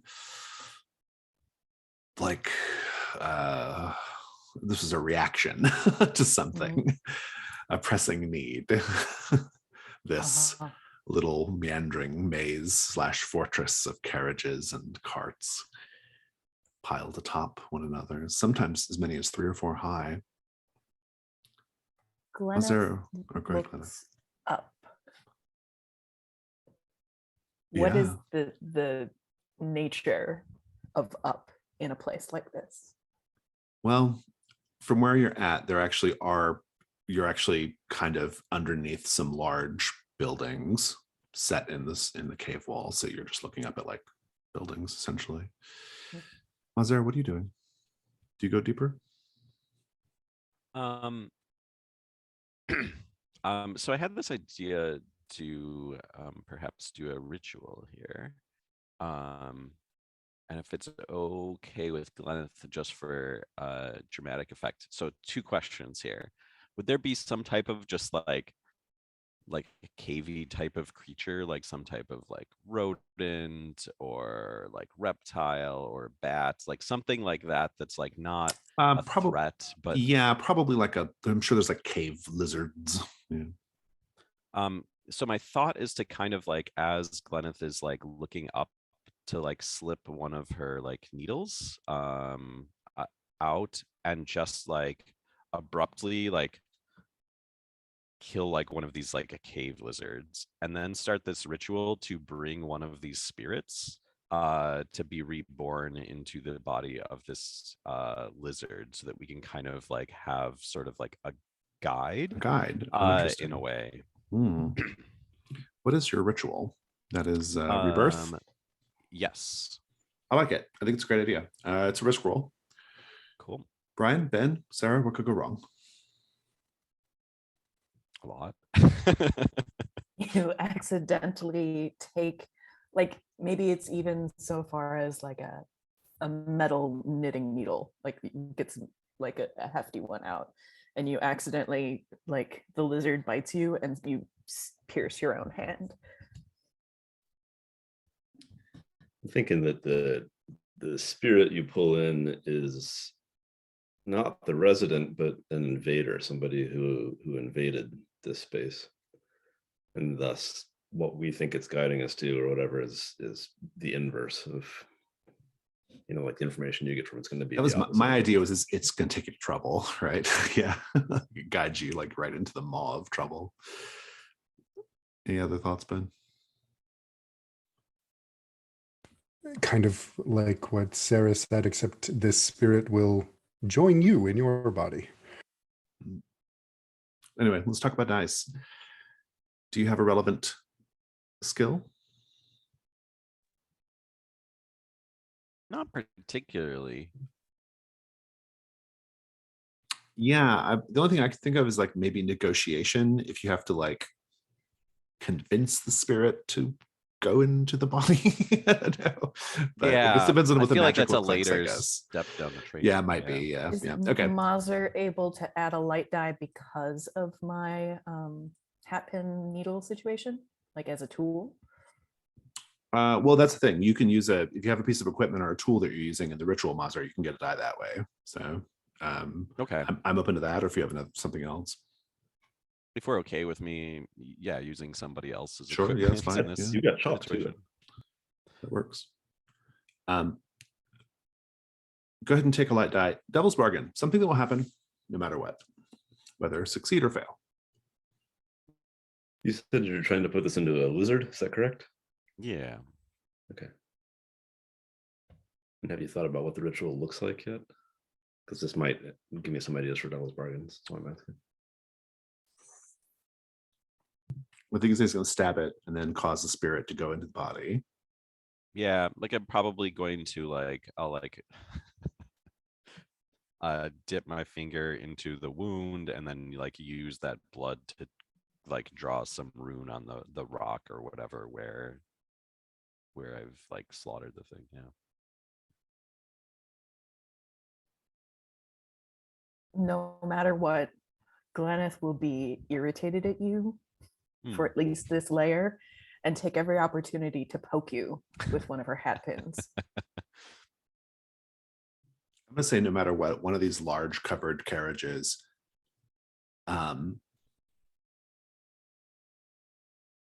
opens.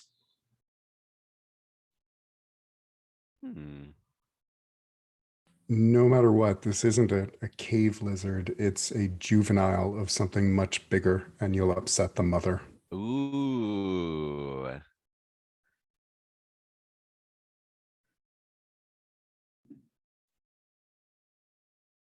I don't think mine's really that great. I had an idea that maybe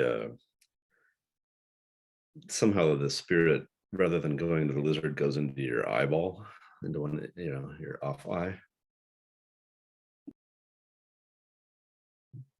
A lot of interesting choices. You can reject Yeah. them all, Mike, but if you want to pick one, you get a second light die.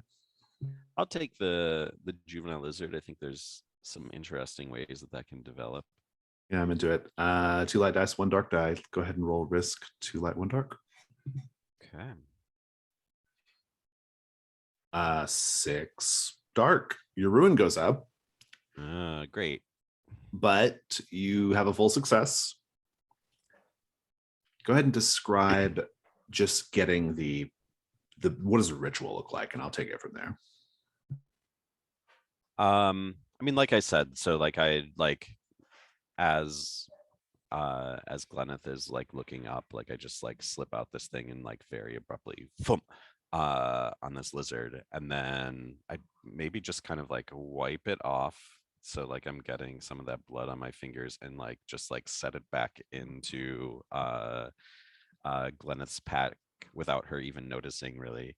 And then just start like drawing this like first layer of a circle in like runic symbols, and start like, yeah, and this is where I start talking, and it's like this weird like, again, it's like this distortion of maybe like verses that you would have heard like pertaining to the sisters and that type of thing, but like certain like names and terms have been replaced with more like demonic entities, uh and just strange names. Maybe some of them are just made up by Mazer and his folks as well. And then I dip down again into the lizard and like create this like second ring, and then like position the body in such a way, and then like rest my hand down on it, and just kind of take a deep breath. And as I breathe out, that should be like when this, like the sort of like connection between the incantation that I've performed and the spirits around us and this little creature that I'm Is trying to create reborn. for. Yeah. Its eyes are glowing with witch light. It will lead you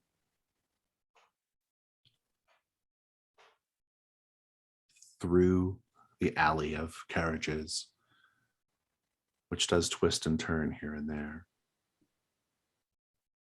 It eventually lets out into what is going to be the first set.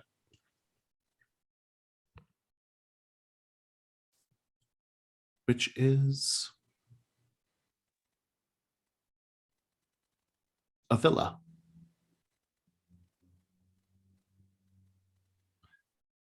In a city full of crumbling edifices and decaying architecture, this villa is surprisingly intact. A rusted gate will easily give way to an open-air courtyard, the interior walls of which, as best you can tell from outside the gate, are decorated with faded frescoes depicting clowns, animals, and children at play. It appears at the far end of the villa is a heavy door that goes into the central structure.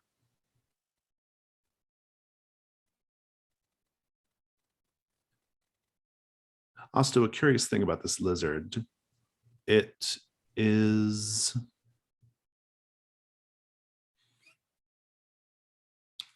like a pale little crocodile with rows of little eyes along its head. It has padded claws, clearly for climbing.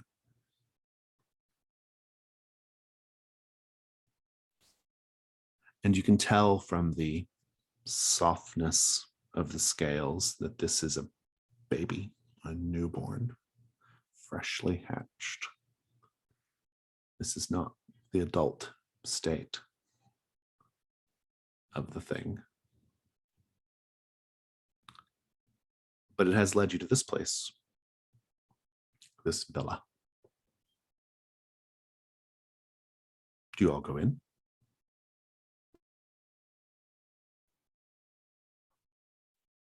I'm up for it. Gleneth adjusts a few pins because something is feeling a little like the weight's different. Mazer, what on earth is that? Do we know? Did you put something in there? It's just a lizard. Can I be checking Noral's bestiary for see if this brings Oh, up you anything? can, yes, yes. Make a hunt roll, 2 dice. 6. Take a token. The creature is called a Hound of Nagane.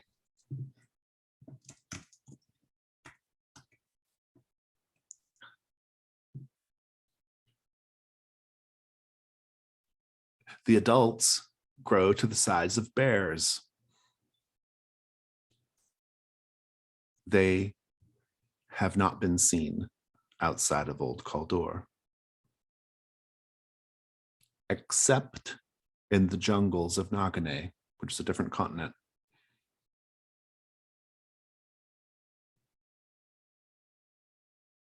They are ferocious.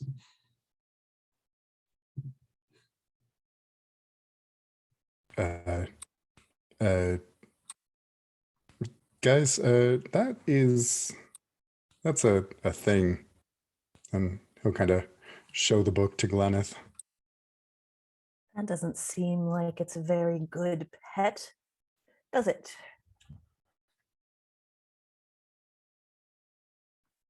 Not when it gets bigger, at least.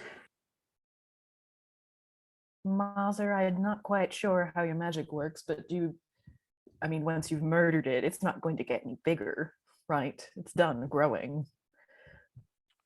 I haven't tried it on an adolescent, but according to the texts, it should not grow any further. It should be frozen in time, although it is a rebirth, and so that might imply, and again, like I kind of like trail off as like I'm like quoting texts. and that type of thing Theorizing, too. Yeah. and then contradicting yourself with other Mhm, theories. mhm. I mean, are you releasing the thing, or are you going to like kind of keep it around?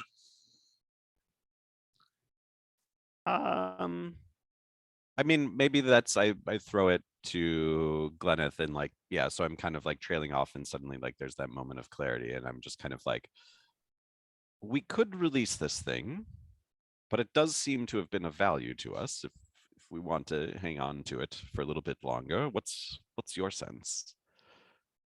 And Osto certainly has his own book and knows what to be wary of. How are we feeling? Corkluck, do your bees have a reaction to this creature? I would say nothing in particular. They're very focused Okay. on something else. Oh, that's right. That's right, the eyes. Now that we are in this layer, do we still have that sense of being watched? Well, the funny or thing that is just once- in the streets. Once you've gone through the alleyway, you actually feel like it almost like separates you from the vibe, the energy of where you were. I mean, you obviously can't feel great about this place because nothing here is good, but the villa, the courtyard, is decorated as if it were for children. So I'm sure that's fine and completely reassuring. Gleneth then would turn back to Mazer and say, I guess it's your responsibility to walk and feed it. And she huffs up in a way where she's using her gauntlets to like climb over the gate. Yeah, to maybe open it. Yeah, the gate can be open, no problem. She doesn't. She climbs over it. Osto's going to look at them like they're detached from reality and say, no, the thing is, if that's here, the bigger ones are here.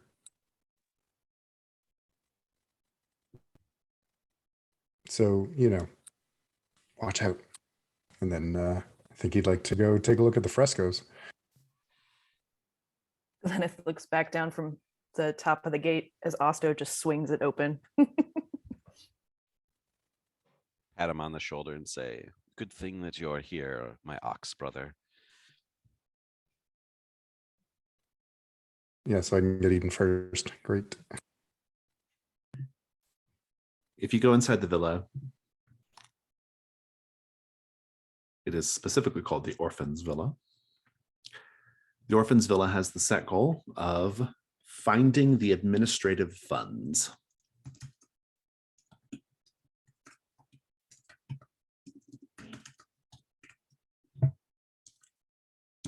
Obviously, that's an out of character set goal because your characters have no idea that there are administrative funds, but I'm going to tell you the first thing you see as you go deeper inside the courtyard. I mentioned that there are frescoes on the walls, and indeed, as you get a little further in, there's a large, heavy door that looks like it was once vivid with the colors of the rainbow. It's kind of fallen from its hinges or ajar, kind of hanging from the hinge, giving you access, easy access to the central structure. But perhaps most interesting, in the center of the courtyard, there is a fountain, a large stone fountain, obviously not pumping water anymore, but exquisitely rendered, despite the fact that it's, moldy and been sitting here for a long time. The fountain, the statues of the fountain depict children playing among a group of large animals that have been rendered in a very comical, cartoonish style. The animals are a lion, a griffin, a pig, a rooster, a bull, and a tortoise. There is a seventh animal that is unidentifiable because the statue has been destroyed.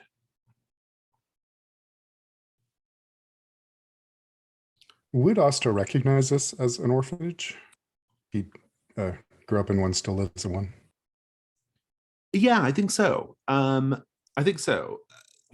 is Old Kalduhr, so the culture is different, but I think you might be the one that picks up straight away, oh, this is where they kept kids, right?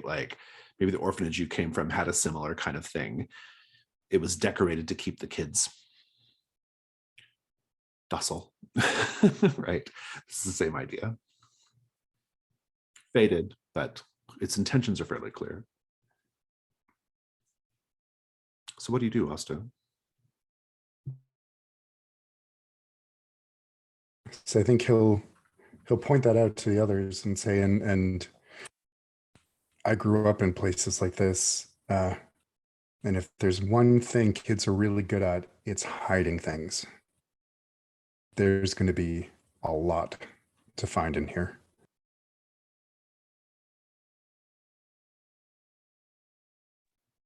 Look, what do you do? So, Osto, in your experience, are there protectorate animals in orphanages? Is there one that is, I don't know, prone to being destroyed because the kids are frightened of it or something? No, we had Saint Agnidi, not a menagerie. Does my skill in myths give me any chance at trying to figure out what this missing, or rather destroyed? You can make a hunt roll with 2 dice and see. Yeah.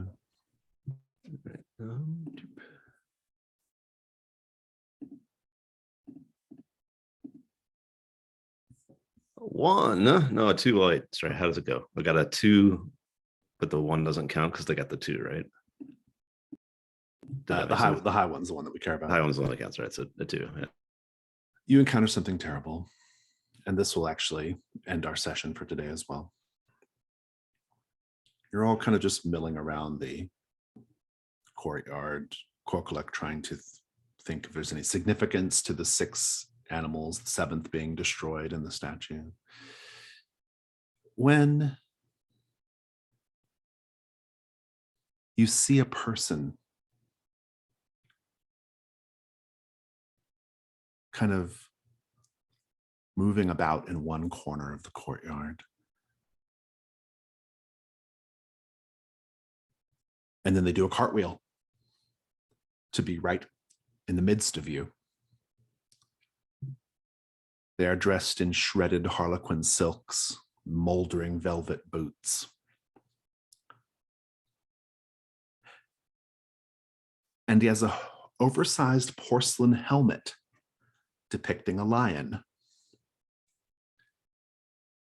And he's dancing, hopping, right foot, left foot, right foot, left foot, doing a little jig for a crowd of non-existent children. And then he seems to see you all.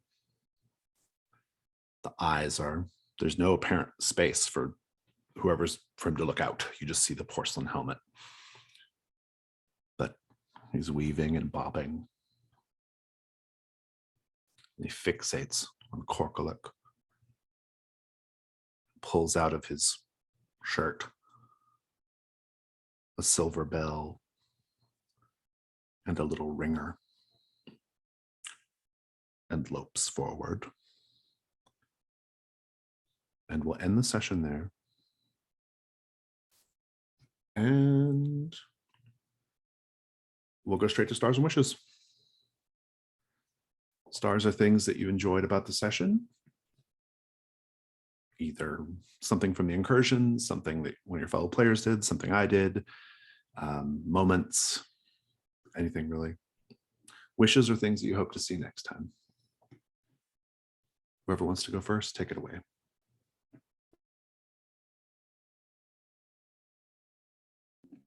Well, the Harlequin was creepy as heck. Clowns in general are a little creepy in my mind, but your description of it was quite nice. Ben, I loved the kids are good at hiding things logic on loot. That was terrific. It, gave me a lot of images on just what's going to be inside already. And Mike, I love that you're citing books as you go along. Volume 8 by that's really fun. Adds a lot of great depth. And Sarah, you had said for people who don't like giants, they sure do build a lot of them or something. And I think that was fun. Wishes. I want to see how the coming and going works in a mega dungeon, because it's not a thing I've done with trophy. Mazer's already pretty beaten up, so when do we need to go back and patch people up? You have enough money to meet your burdens. That's when you go back.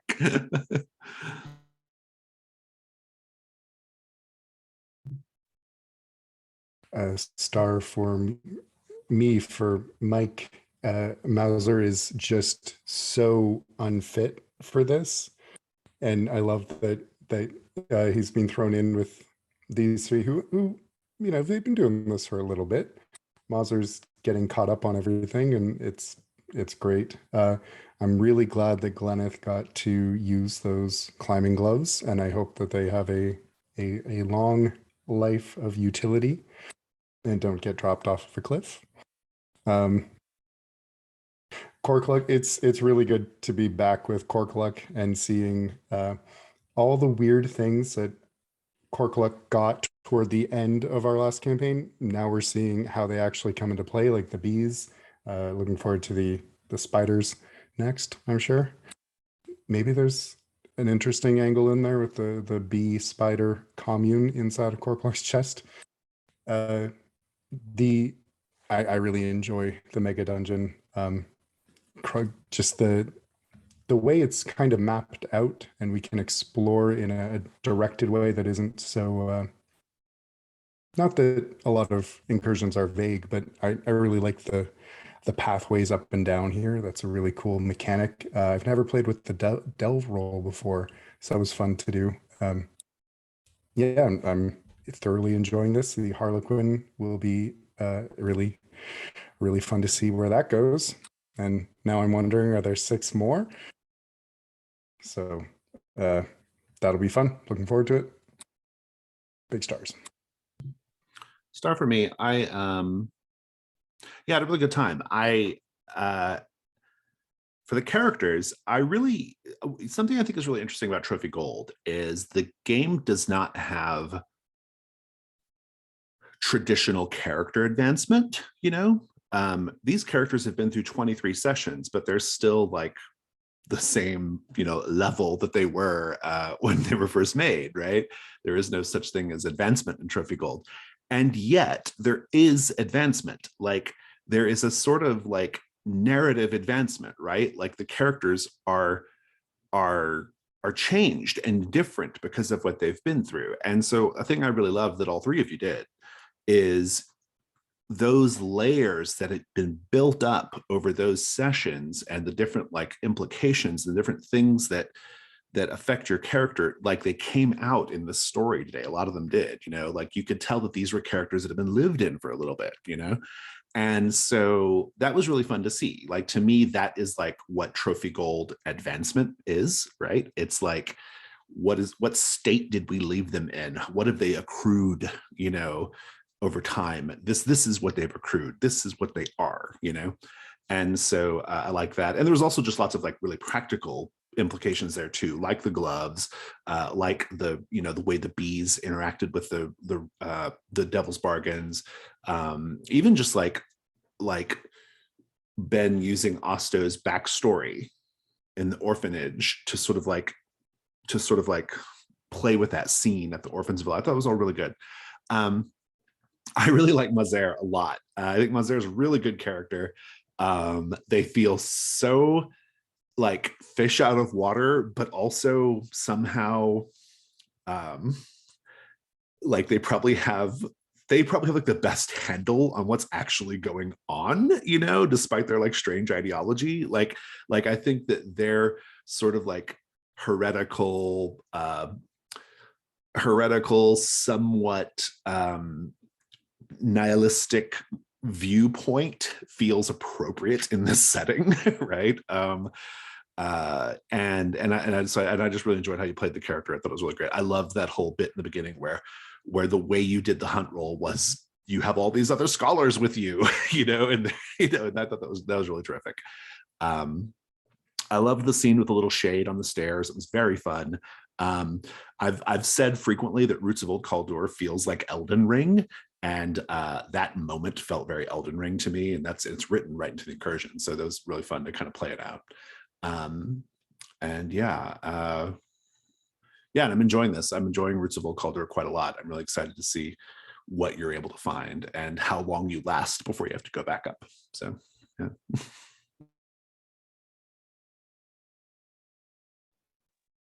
I'll go next.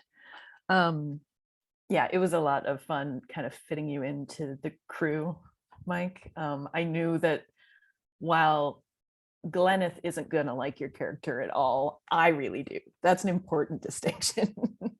And I fell immediately in love. It was because you confessed your greatest crime was having too much faith in the sisters. And that's just such a perfect scholarly like workaround for what is and isn't. And you've just embodied that so perfectly. So I'm really looking forward to see that come to fruition. Brian, I loved the rock bees. I made a lot of puns in the chat. Like everything about you just putting bees plus rock is very Corkluck. Like that logic is really coming through in how you play the character, and that's fun to see. Ben, I have more of a wish for you. I mean, way to go to like find the entrance on the first delve. Like you just nailed that 6 today. It's like, oh, okay. Well, you didn't want to be on top of the world anyway. Get down in it. But I want to see like maybe how your beer spirit from previous camp, like there's a lot of other things that we can kind of start tying in. So that's a big wish for me, because if anything, we get another kaiju fight between these giant lizards we created. That's the fun thing about Trophy in general for me, is we added a terrible monster in the storytelling. It was through the context of Mike's ritual, killing a lizard, and then identifying that lizard to be just truly terrifyingly bad. We did that to us. And so it's just another way that you can play to lose and play to win, I guess. So yeah.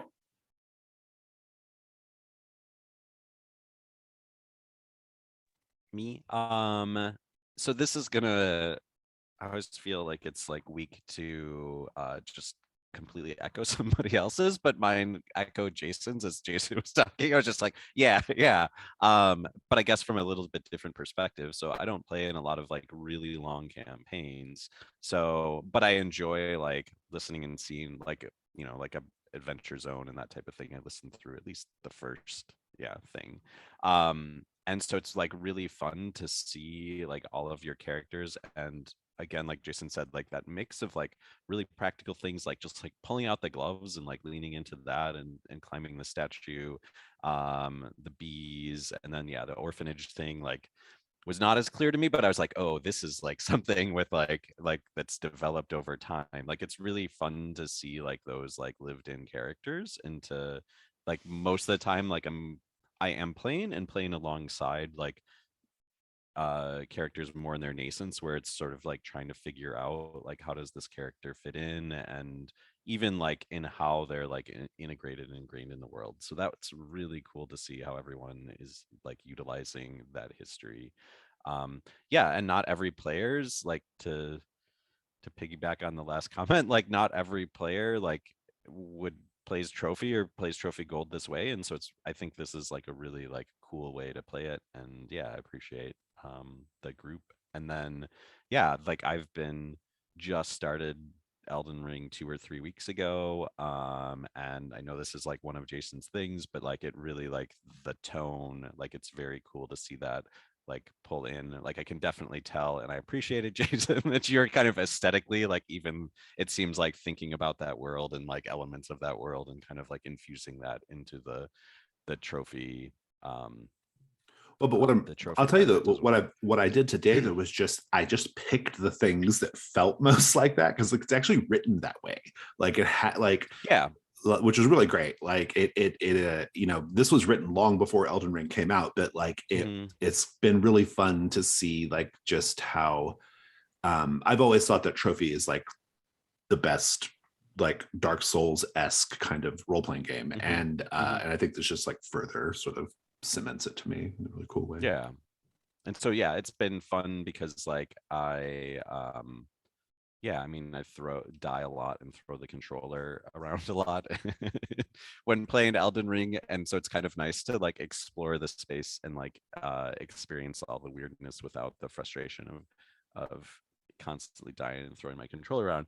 That said, my wish is I'm at 5 ruin already, so my wish is just that I don't die You got, yeah. within the next roll or two. I'm very concerned about the Harlequin here, but hopefully I can come back and get my runes. Just be careful with risk rolls. Risk rolls will get you every time. So yep. So there's that, and then I think just kind of like generally like when I play like a trophy, I try and like start with like a very like unlikable character. And so I think that's, I mean, it's something I'm thinking about is like, okay, like we see like how Mazir like fits in as like a treasure hunter, and like the thing that I'm trying to figure out now is like how do we make him like sympathetic.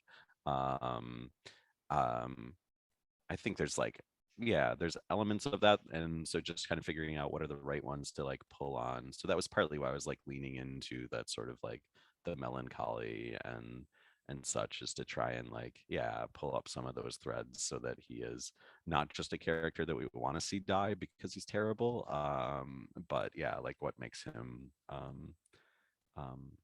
yeah, lovely to the group as well. So yeah. Thank you. Any other stars or wishes? Okay. Well, that was a really fantastic session. We are right on time. So thank you all so much. I'm going to go ahead and stop the recording.